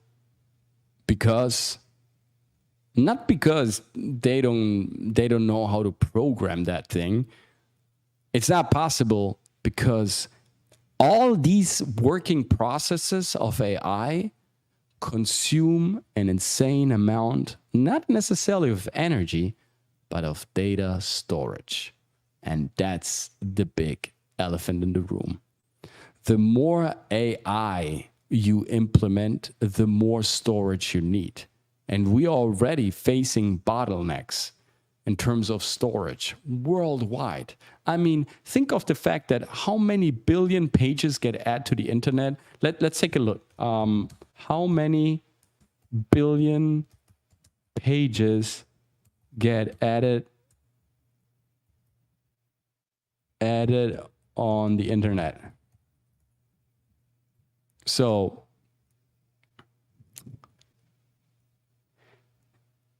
there are many websites in the world. The top statistics, here we are. The top website statistics. This is really interesting. I want to show you something. Okay, so top website statistics for 2024. As we enter 2024, the internet continues to evolve at a rapid pace. Bada boom, bada bam. Sure. And with websites and only online presence becoming increasingly important for both individuals and businesses, from website traffic to mobile usage, it's crucial to stay up to date on the latest trends and statistics in the online world. In this article, blah, blah, blah, blah, there are about 1.9 billion websites on the internet. In 2024, the digital universe houses about 1.09 billion websites. Every day sees the creation. Here we are. Every day we create, look at this number, 252,000 new websites, adding to the diverse, ever-growing online world. Among these, 192, 888, 216 sites are active, serving as essential nodes of the vast web of global connectivity and information exchange. This growth and activity illustrate the relentless evolution and expansion of the internet. Assuming you read 300 words per minute, by the time you finish reading this article, 200 websites have been added and created. So, look at this number. 252,000 new sites every day. You know what that means? Storage problems. Huge storage problems. Now, every day we add 252,000 sites. They all needed to be also recreated as miniatures for the system, and all need to be scanned twice. The information needs to be stored twice. It needs to be sent in two different directions, so when one node fails to kind of communicate, the other can take over. So that means that this is just regular WordPress, right? This is actually, it's called low capacity messaging or low volume messaging or low data transmission. That means that all these websites are compressed in terms of how much information they emit in order to keep the storage small. So, think of SWIFT, right? It's a payment form, right? For cross-border payments and all sorts of bank settlements, right? Financial settlements. So SWIFT, for 70 years now, is sending over messages over the globe, right? To announce to a bank, hey, my bank is sending your bank money. So these messages that SWIFT sends, they're called low data messages, or yes. And imagine on a daily basis how many of those messages will be sent all over the place with these low data volume packages. Now, at the same time, you need internet to be stable with these low data volume packages.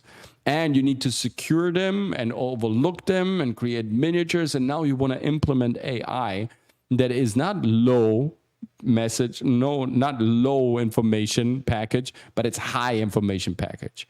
AI consumes an insane amount of data storage. And we are already experiencing bottlenecks all over the globe with our data storage. Security reasons, governments, bank accounts, trust funds, personal records, records for governance, administration, companies. This is an insane amount of data. And AI needs triple, 4 times, 5 times, 6 times what we have already. We are already operating at maximum capacity, and AI wants much more from that system that it can actually provide. So in order to operate AI on a level that it can start thinking, think of 252,000 websites. This is how one AI tool will dispose of its information. We simply don't have the data storage for AI. So what does AI need? And this is the juicy point. It needs storage. It needs cloud computing. It needs the capacity to render as much information as possible. Data and organizing data, that is going to be one of the biggest challenges. Forget fucking whatever narration they're going to place into the room to let you panic and consume stuff that you don't need. Data storage, And how to provide for that, that's going to be one of the greatest assets for the... Why do you think NEOM wasn't built in Saudi Arabia, right? They had the line in mind, right? This huge project, 170 miles of a horizontal glass line higher than the Empire State Building, housing 9 million people on 200 meters of width, right? Why don't you think they built that line? Not because of funds, right? You can start and kind of add more and more blocks to that line. It's because of data, because they don't have the storage, because they simply can't handle the information. They don't have enough computer power to put them all in there and to manage all operations with AI. That's the thing. And this is what they're not telling you. That's the great elephant in the room. And this is also why you see Marvel putting out CGI effects that are rubbish, that are worse than 10 years ago. Games have graphics now that are worse than 10 years ago. Not because the programmers are incapable, quite the opposite. It's because technology is using more and more data. And more capacity of technology requires more and more data. And so AI will hit a point where there's just not enough cloud available to process its decision making. Pat Brett said, data and organizing data and its transfer and verification of data fits all into blockchain and crypto. Absolutely. Absolutely. This is, if you think of, there's a cryptocurrency, there's a blockchain project called Render. And Render is already being used by Apple. They actually have it also in the launch of the latest iPad. It's in the graphic card. It's already, I think you can see the logo when you turn it on. It's already there. So they're using Render technology because Render creates, in a way, AI cloud computing. It creates AI cloud storage to let these graphic cards work flawlessly. Now, on a small device, for that purpose, that might work well, right? I hope it does, right? Because Render is definitely one of, it can lend out, it can produce and lend out, and it also can connect other computers that are not using the storage fully in order to lend out the storage volume to projects they want to use it more, they have it more necessary. So it's sort of a distributor of cloud computing, of cloud storage. And whenever a computer is, connected to that blockchain project to Render, if you agree, then Render while your computer is on hold. It's similar to eToro, right? You have a car that you're not using because you're in the office for 8 hours, so you can lend it out to someone else, and someone else can see it on the app, rent your car, you get money for it while you're sitting in your office, and then he brings the car back. This is similar to how blockchain will work. It will create artificial storage. So I'm not sure I can explain, but this goes back to the first phone call, taking a full signal to transfer a conversation. Yes, data is what humanity creates. The more humans we are, the more data will be created, the more and more storage you will need. Throughout time, we've always been creating data, or units, all humanity. Yes, absolutely. And so that's the big elephant in the room that they're not addressing. And this is also the reason why AI is not working and how it should be, or how they have kind of predicted. There was, let me see, again, guys, I'm really sorry. I lost all the tabs, all the tabs while AI attacked our stream today, and so I can't really find all the tabs, all the articles that I have prepared for today. But there were some fascinating takes on AI, on artists, and actually artists are one of the steady growing jobs in the US and worldwide. They're gaining more and more momentum. Why? Because it sort of compensates. The more AI and technology and digitalization we propose, the more old school craftsmanship, skillfulness, and creation, like human creation, will be in demand. It's all good. It's all good. Thank you. Thank you so much, Pat. I forgot who I was talking to. This is why I started watching you, Coach. Thank you so much. Yes, no, definitely. Render is one of those projects that will create blockchain storage. for all these types of projects, right? It kind of, it borrows storage from other computers for other systems. But again, it's not creating storage itself, right? That is, like I said, that's going to be like Walmart. Think of Walmart, think of Amazon. They're almost skyscrapers, horizontal place skyscrapers full with servers trying to kind of, manage all the data coming in, right? For distribution, memorization, discount. Target, one of the, evil companies out there, they have an algorithm that is so powerful that it predicts by the choices you're making from the stuff that you're shopping every time you're registering yourself, that they know before you if someone in your family is pregnant. Just based on the products you're buying, they can predict whether or not someone is pregnant in your family. And they are sending out coupons for, let's say, baby wear or anything that like an infant needs, right? Vouchers for discounts on that product. And some families were writing back, hey, we don't have any kids. Why are you sending us these coupons? And Target was answering, soon you will. And I think Target was also, they got a lawsuit because of that. Right? Because it's somehow private intrusion. If you combine data and you figure stuff out before that person figures stuff out about its private life, that is, oh, look what we got here. This is an illustrious guest. Cugino, Kappa Ex Machina is in the house. Guys, this is an amazing channel. Follow his channel, watch his reviews. He is hilarious. I miss you, cousin, man. Paisan.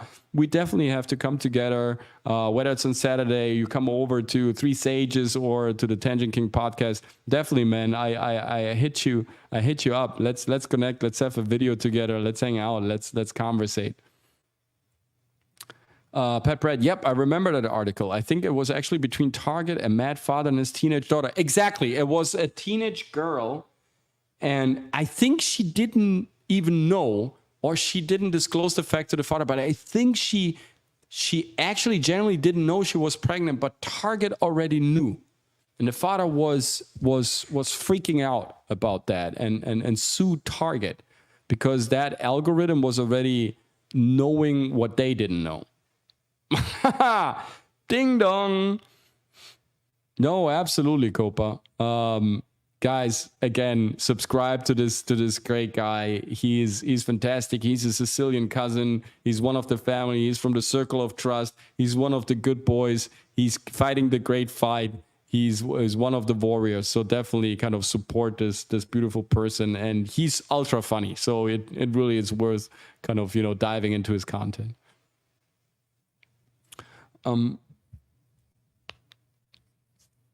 There are many ways of seeing this. I always look at it from two perspectives. Like in any great acting scene, you can judge a situation out of a perspective of fear.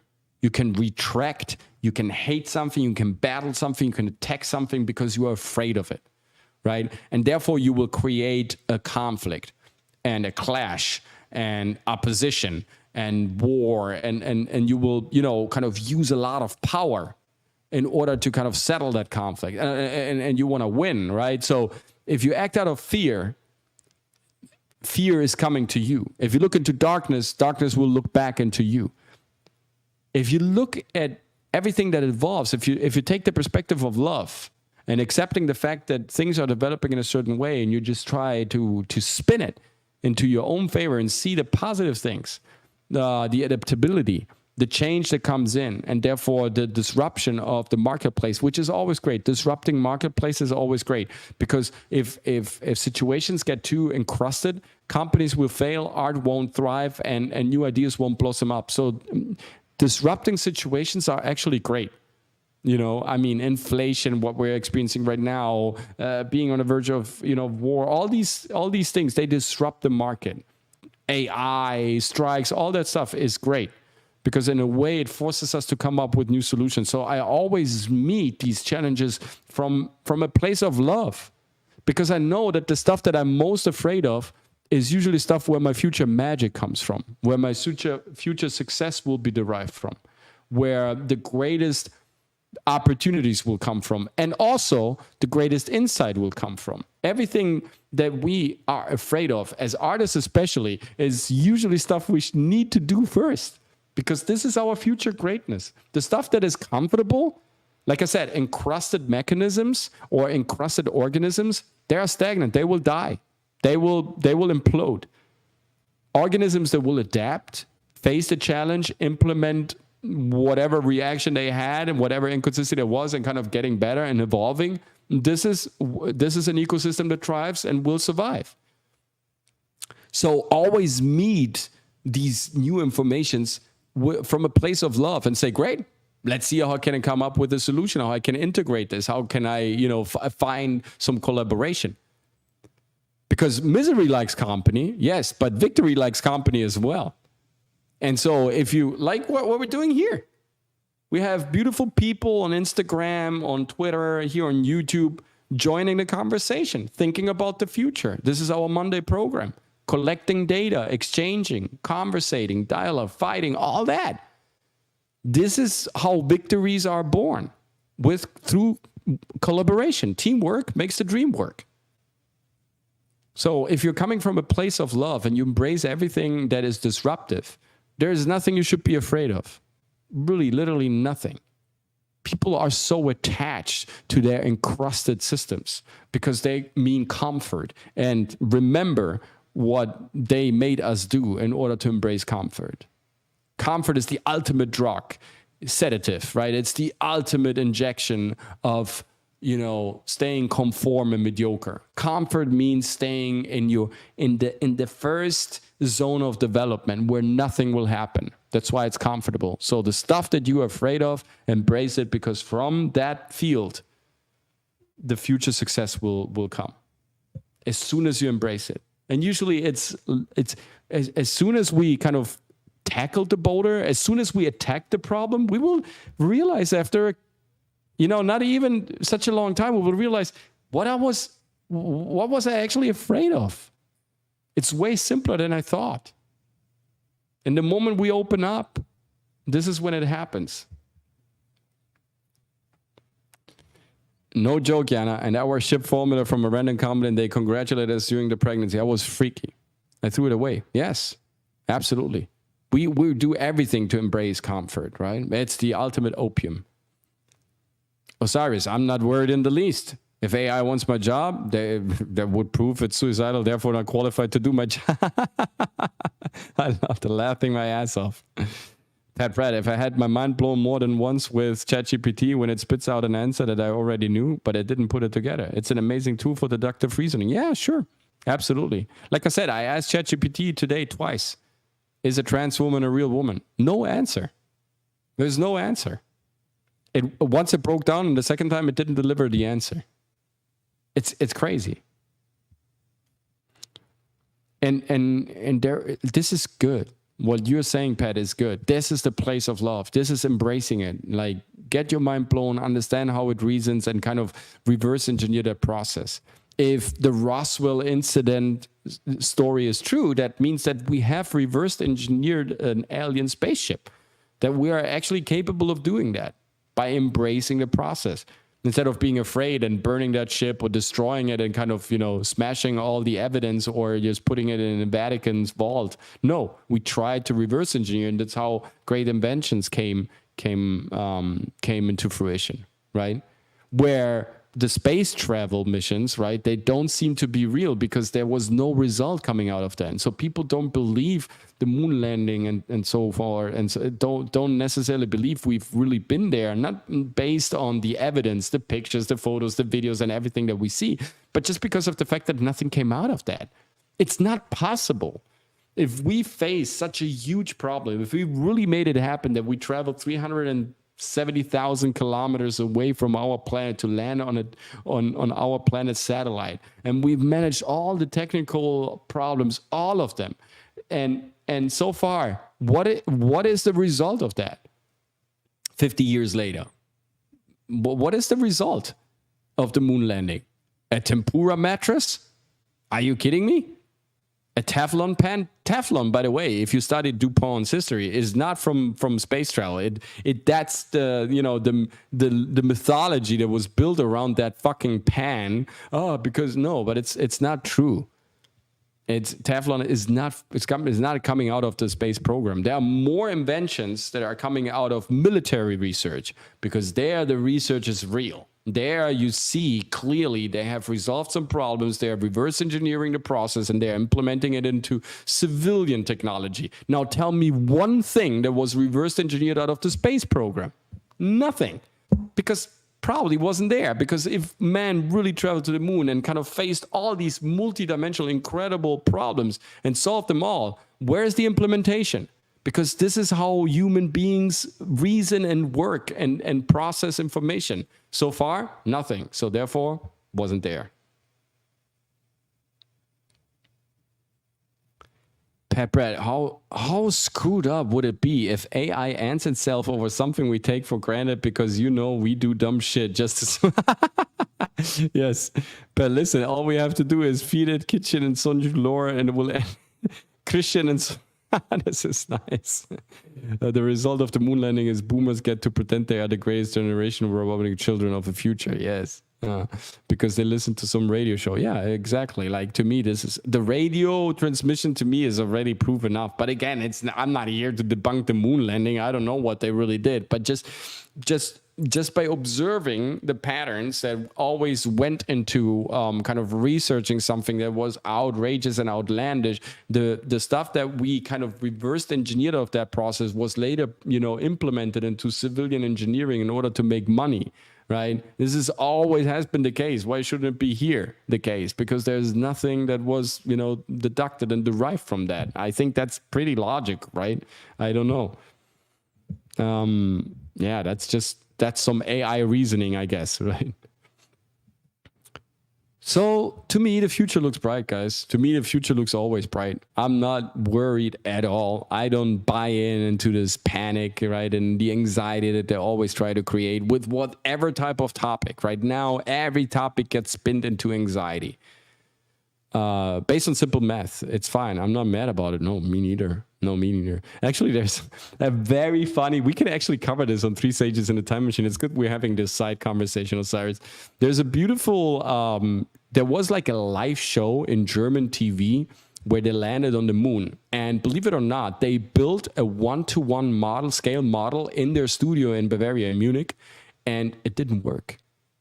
Right? So it was crazy. Where you can see that during the show, they are so embarrassed. They don't know what to say. It was like a live show covering the moon landing, the build of the moon lamb that landed on, allegedly on the satellite, right? They created a 1-to-1 scale model based on NASA's drawing and everything. They created that. And then, of course, the astronauts were there with all the suits. And they tried to kind of, you know, go down the hatch and kind of land on the moon like, that was built in the studio in Germany, and it didn't work. 1-to-1, it didn't work. And they were so embarrassed. They didn't know what to say to each other in the studio. It's great. It's of course in German, right? So, but the whole show it's beautiful. I watched it and I laughed. So I didn't know that show existed. And I know now why. Because for many, like there were many occasions during the show where, you know, the moderator, the host, and the guys that were playing the astronauts with the original suits were just looking at each other and not knowing what to say, because obviously the reproduction, the recreation of the model and all the suits and all the, you know, the environmental circumstances, they couldn't fabricate the landing in a studio in a safe environment because it was simply impossible. The stuff was not fitting. It was too heavy. It was too big. The hatch was not right. They asked themselves many questions that every simple engineer would have asked, right? And said, why is this piece of equipment here? It doesn't make sense. A lot of that stuff, we have to cover it on 3 Sages. You will laugh. They can't even get the math to work in video games. Starset is yeah, it's still a no-show 10 years later. Sure. The Führer was not impressed, to say the least. Yeah, the Führer, I think the Führer used real technology. Guys, Schauberger, if you look into Schauberger, what a fucking Wilhelm Reich, Man, Werner von Braun, like, you know, the German scientists. Siemens invented the Cascade light condenser, which is a laser beam in the 30s. The G3 rifle could blast through through an adult tree. There is still to this day not a rifle that is able to do that. I mean, where did all this technology come from? We covered that, by the way, on 3 Sages and a Time Machine. I don't know, I think it was our first episode when we talked about the occult circles of Munich, where I lived for 20 years almost. Right. So, like I said, to me, the future doesn't look that bad. To me, artists, creative people who are challenging the status quo, who will go where it hurts the most first, will always be on top of the game, will always lead the pack, will always be thriving ecosystems and echo chambers for their own community. Definitely AI will be implemented for many reasons and different workflows, but it is so flawed that CEOs are afraid actually to do it. Many companies have already they already got rid of OpenGen AI in order to assess strategic financial maneuvers for their own companies, because the stuff was simply not working. It was flawed. And so I see more and more are coming back to the old school ground of things, where people have a conversation, someone is sketching something, someone else is debating about that, and they have a couple of people in the room that are deciding over something. This is how it should be done. Not committees, not hundreds of people, not all these check boxes, not all this mad nonsense, not implementation of technology to substitute human labor. This is all going nowhere because it's soulless, it's spiritless. It's absolutely, it's free of anything that makes us excited about art, right? Because art needs to be rugged, art needs to be raw, art needs conflict, art needs a hero's journey, art needs a beautiful manifestation of your own deciphering of reality, art needs irrationality. All that stuff AI can provide, and therefore artists will be the new leaders. And there are numbers to prove that. Artist jobs are growing all over the place because people want that feeling back of creativity. The Core, a dumb but interesting movie. But best line, space is easy because it's empty. Yes, true, you're right.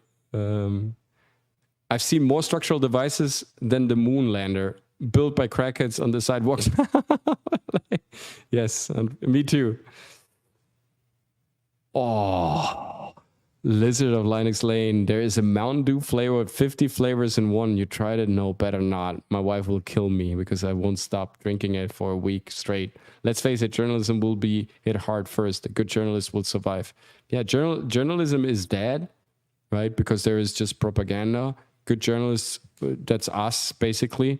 And so, yeah, we are thriving. That's why we get so many fear articles about AI. Yeah, sure. They need us to be scared in order to consume. And then a new style of journalism will rise. I think it's already there. It's us, like Copa, me, Hypnotic, everybody here present in the chat. We are the journalists. We are the real researchers. We are the authentic sayers, right?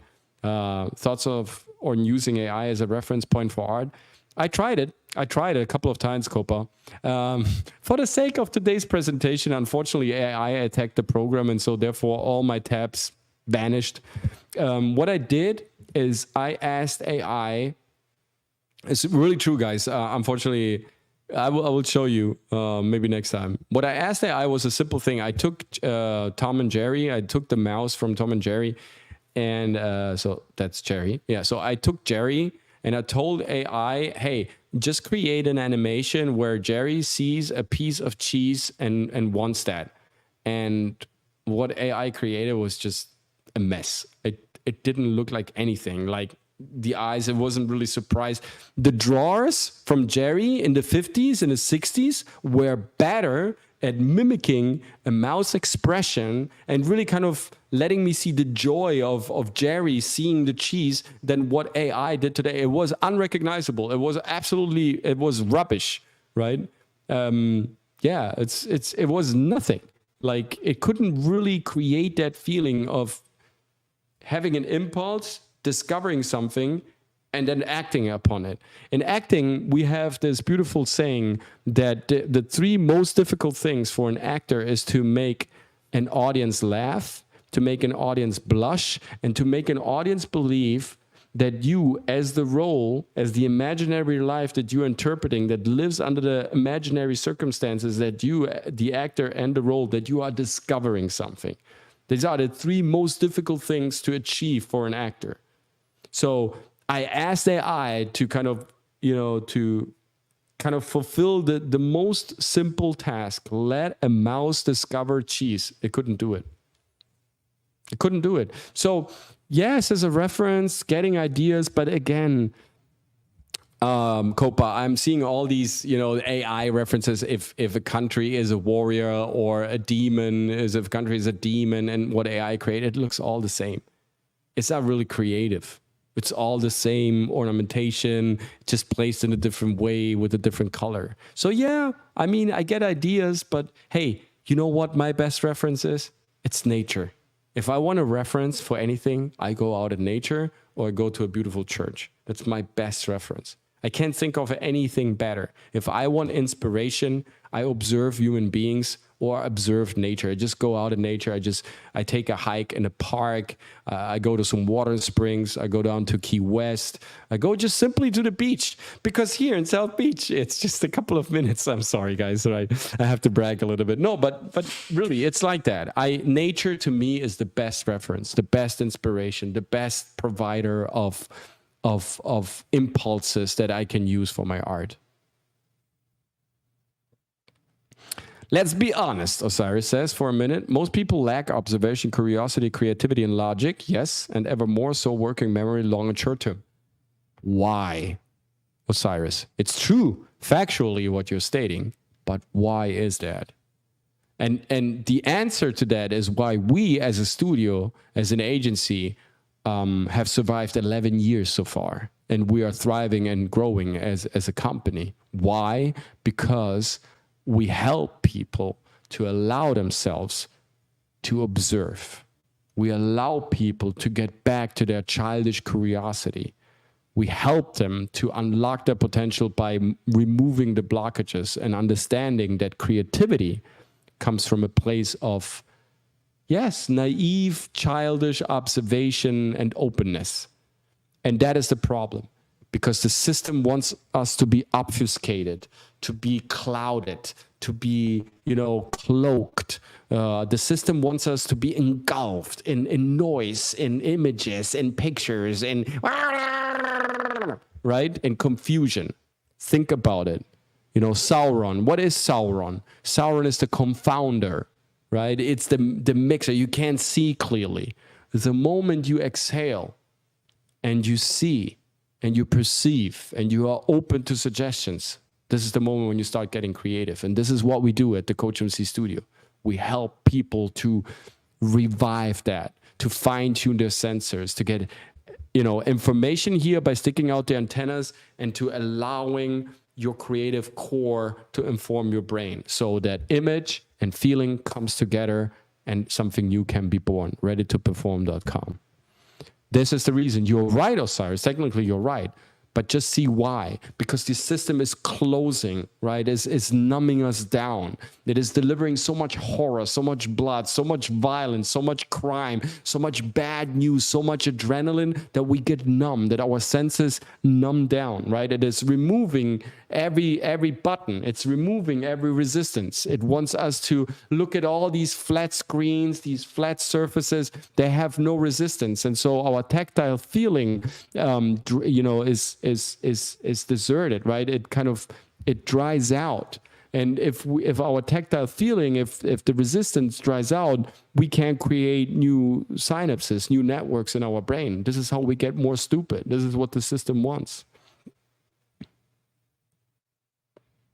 So getting back to nature, getting back to grabbing things, and also this is why the system doesn't want us to work out anymore, right? Because if we have strong muscles, we have resistance, and muscles, they are not for dumb people. You know, creating muscles means that you are creating new networks in here, because, you know, creating muscles is also about coordination. It's also about diet. It's also about discipline. It's also about resistance and strength. And if you have more strength, more muscles means not dumber, it means smarter, because you have more resistance, you have more tactile feeling, you have more grip.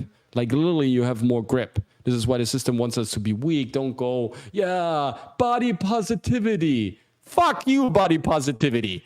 Body positivity, aka mind negativity, is the ultimate fortress of destruction of our healthy environment, of us, right? If we don't keep anima sana in corpore sano, Essex, if we don't keep this healthy, this can't be healthy. Anthony Chekhov said, and you know, I will shoot a video about this for my Instagram. By the way, follow me on Instagram. It's the COACHMC. Tomorrow I'm going to publish this reel. Anthony Chekhov, one of the great inventors of modern theater, said, oh, you want to create great art? Then take care of your life, right? This is what the system wants us not to do, to take care of our lives, because this is how we create great art. Sorry for this little rant, but it had to be. Let's be honest. Most people, yes, yeah, we had that. Saltine and ketchup dispenser in the shape of a paper towel dispenser. Yes, that's good. It's basically like using man-made art as a reference, assuming you can reference and prompt AI, yes. So Copa says, there has been some good AI videos where they turn movies into looking like classic 50s film shot in Panavision. It got me thinking, a filmmaker with that kind of might be useful for reference. Yes and no, but you know, what is 50s?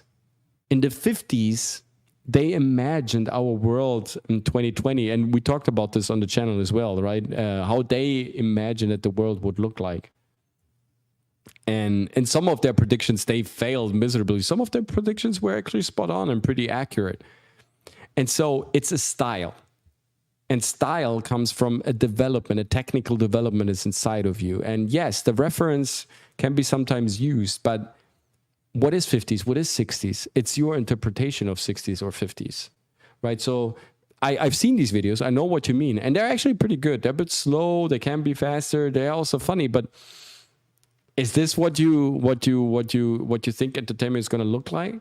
I don't think so. And still, what are those recreations of a 50s style Star Wars? What are they based on? They are based on the real Star Wars. What is the real Star Wars based on? On Hindu mythology, on Indian mythology, on Greek mythology, on Sumerian mythology. Where is Sumerian mythology coming from? From the perception of humans that sort of saw these masters coming down from the sky and interacting with them. So it's always the personal observation that will win over the technical. Yes, coach, innocence isn't lost. It's tucked behind cynicism, waiting for stardust to rekindle its glow. Oh, that was nice, man. Thank you. Can I use that? That was nice. Yes, I believe so. I truly believe so. This is what we do with our clients. And my method works, guys. And not to brag, but it works. It just, and that's a good thing. I say this because there's hope. Because I've worked with clients all over the globe, and I'm still doing it, right? I have clients in Africa. I have clients in Australia. I have clients in India. I have clients in Asia. I have clients in Germany, Italy, Spain, UK. I have clients over here on both coasts. I work with all sorts of backgrounds, from athletes to artists, basically everyone. And it's always the same thing. They don't believe it anymore. They have lost their childish ability to be open. It's like in the never-ending story. Like literally when we started the program 11 years ago, Alessandra and I, my wife and I, we looked at Kung Fu Panda and the never-ending story. We looked at these two movies and said it must be possible to give people these two elements, to let them believe. How can we let them believe? By let them experience it. How can we achieve that? By creating an environment in our studio where they can trust us that they don't need the bullshit that they play out there. Every client that comes into the studio gets rid of his watch, gets rid of his phone, gets rid of his keys. Sometimes also of his shoes. That's sometimes... no, but literally everything that is connecting that person to the system, he needs to lose. If someone doesn't want to get rid of his phone, I send him home. I say, okay, then you don't want to take a lesson today, right? So to detach yourself from the system and to attach yourself to yourself means to be open, to trust yourself that you can build up something amazing, to have patience with yourself. And we allow these people, also, of course, with the tools that I have refined over time, we allow these people to kind of strategically, physically, mentally, spiritually assess these higher realms of their creative consciousness. And the results are just amazing. The gratitude that I receive from these people is just overwhelming. It's better than any acting experience, I have to say. That's why I prefer, being the coach than being an actor, even though being an actor is way more privileged and makes me way more money. But I'm living a way more fulfilled life now. Kind of tool, says Coppa. Yeah. Yeah, I love the old black and white movies with basic to no tech. It allowed for our imagination to fill in the gaps. John Doe, I totally agree. Spyro Dragon is my favorite game character. You can't change my mind. Yes. Also black and white. If you look Metropolis, Fritz Lang, if you look at old black and white movies, not all of them work. Some of them haven't aged that well, but there is a certain magic, a certain panache, a certain patina to these movies that just make them special, right? And this is why, because they filled the gaps, right, with whatever they could, and that is human ingenuity. So let's relax. Let's enjoy our life. Let's be creative. Let's allow ourselves to be open, to calm down a little bit. Have a great media diet, guys. Have a great music diet. Detach yourself from the programming in the system as much as you can. I haven't watched TV since 2002. So this is my 22nd year without TV. I've never been better. I've never slept better. I've never dreamt more truthful and more vivid. I've never had so many ideas, and I've never felt my container of creativity being so full than in these last 23 years without TV. And mind you, I'm an actor, right? But I've never seen me acting. I've never watched any of my episodes, even though I shot over 2,200 episodes. I'm not doing that because I know that everything that comes out of that screen is just made to manipulate you, ambiguous, and make you ambiguous to information, and kind of create tendencies that are extremist and not settled, not equilibrated. And since I ditched my TV, my life got better every day and has improved in ways I can't even describe. So relax, detach yourself from the system, ditch everything that distracts you. Focus on serving yourself at least once a week. This is what we do. Over here also, if you're part of the program, whether virtually or physically here in the studio, we will share with you so many incredibly powerful tools in order to kind of achieve that genuine, original, creative spark inside of you. And generating means creating a healthy tension, electrifying your ideas and presenting something new, and therefore having something recognizable. And this is always the best market, right? Something that is recognizable, something that is unique. That's the best market strategy, because you're not competing with anyone else. You're proposing something new. You're proposing something unique. There is no competition to uniqueness. If you want to know more about it, like I said, contact me through my DMs, also on Instagram. On Twitter, I'm the COACHMC. On Instagram, I'm the COACHMC. I'm on LinkedIn as LORENZO PATANÈ. I don't know who that guy is. You can find me here on YouTube more than often. Next Open Class Doodle will be on Thursday, 3 p.m. Eastern Standard Time, where we're going to look to present time, Hollywood, and also other work environment developments, but also some other very crazy, interesting news. Tomorrow, of course, we have 3 Sages in a Time Machine. Part 2 of our Back to the Future decode. Probably also have a prominent guest from Germany joining me. He's an American who lives there. He watched that episode last Tuesday, and he bombarded me on all levels, on all channels. He said, please, you have to get me to the show. I have so much information for you guys regarding Back to the Future. So I'm really curious. I don't really know what he's going to disclose. But we're going to continue part 2 of our Back to the Future decode, and why I believe the writer of Back to the Future must be, or just asking this question, was he a time traveler? Because he knew many things about the future. So definitely look out for that one. Smash the like button. In the meanwhile, while you're here, while you're exiting, share this program also to the people you love, that you deem should see this, right? That you deem like important people in your life. Get the information out there, spread the love, guys. It's so important to kind of connect, to let this community grow. Subscribe to the channel. It helps so much. It goes such a long way to support our endeavors over here. This is the only thing that I will always and only ask from you guys. I mean, just to give us that support. It just, spreads the word and helps the algorithm also to identify what you value the most. So definitely there is a win-win there. Let me just read the last comments here before I say goodbye to everyone. So we have here, my dreams are more vivid and detailed than real life. It's hard to go from sleeping to being awake because the mind fuck of the dream not being real. Yeah. Write them down, man. Write them down. This is definitely one great advice I can give you. Like, write down your dreams, whatever.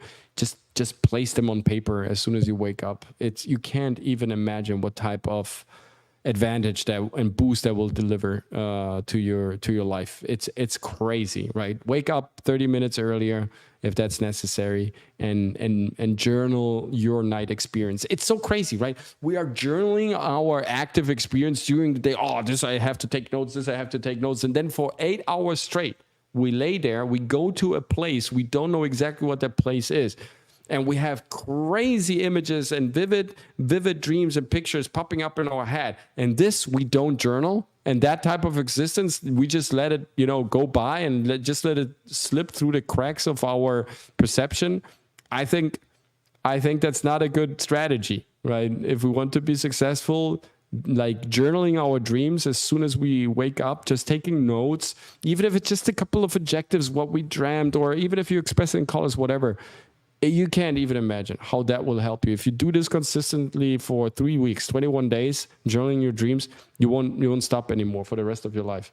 It's incredible. The greatest scientists, the biggest researchers, the most stupendous composers talk about the benefit of journaling your dreams, right? From Puccini to Tesla, everybody talks about it. If you have crazy vivid dreams, even if you have regular dreams, journal them, write them down as soon as you wake up. Take that time for yourself. Serve yourself. Don't always serve others. Lucid dreams, definitely also a very interesting thing. I just been thinking of things, and my internal vision is so strong, I've gone almost blind while driving. Wow, yeah, that happens to me sometimes as well. Yeah, great show. We're slowly getting more viewers. Yeah, slowly. Yeah. Slowly, but it's working. It's okay. It's quality, volume and quality. Sometimes they don't go hand in hand. One day, this will blow up and we will laugh about, right? The core chatters will laugh about, the new subscribers. And if not, if we stay like this and we still have these conversations, I'm happy as well.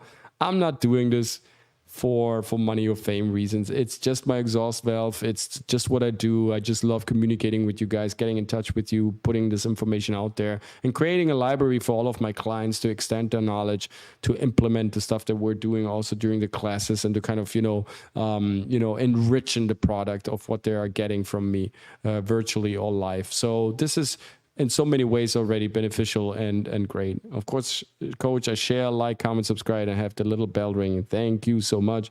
Be as wise as serpents and harmless as doves, right? Yes. Sting like a bee and fly like a butterfly. Absolutely. Thanks for sharing, Coach and crew. It's always good to see you. See you all tomorrow. See you all tomorrow, guys.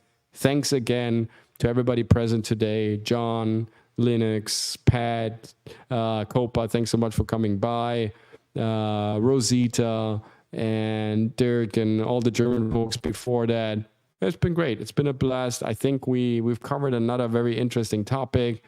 See you tomorrow with 3 Sages and a Time Machine, 6 p.m. Eastern Standard Time on this channel with the incredible Ryan Roger, Athe, and Dragon Slayer commentaries, and maybe a special guest for the second part of our Back to the Future decode. Otherwise, see you on Thursday for the next Open Class Doodles. Otherwise, you can catch me on Saturday on 2 different occasions. Tangent Kin podcast starting at 3 p.m. I will join at 4 because I have always clients before Eastern Standard Time. And then, of course, 8 p.m. Eastern Standard Time for our 99th episode of Saturday Night Hypnosis happening on Hypnotic's YouTube channel. Incredible. 99 weeks ago, I was part of that little group of 4 panelists. We were like 4 people talking, and just a little show, beautiful, our little crazy niche, and now it has blown up the way it did. I'm so happy and so proud also, and so happy for Hypnotic, and so proud of our endeavors, of our consistency. Definitely step into the ring with us, and let's destroy Babylon. See you tomorrow, guys. Thank you from the bottom of my heart for this great conversation that we had today. AI will not win. Our human reasoning, our human creativity will win now and forever. And now you're ready to perform.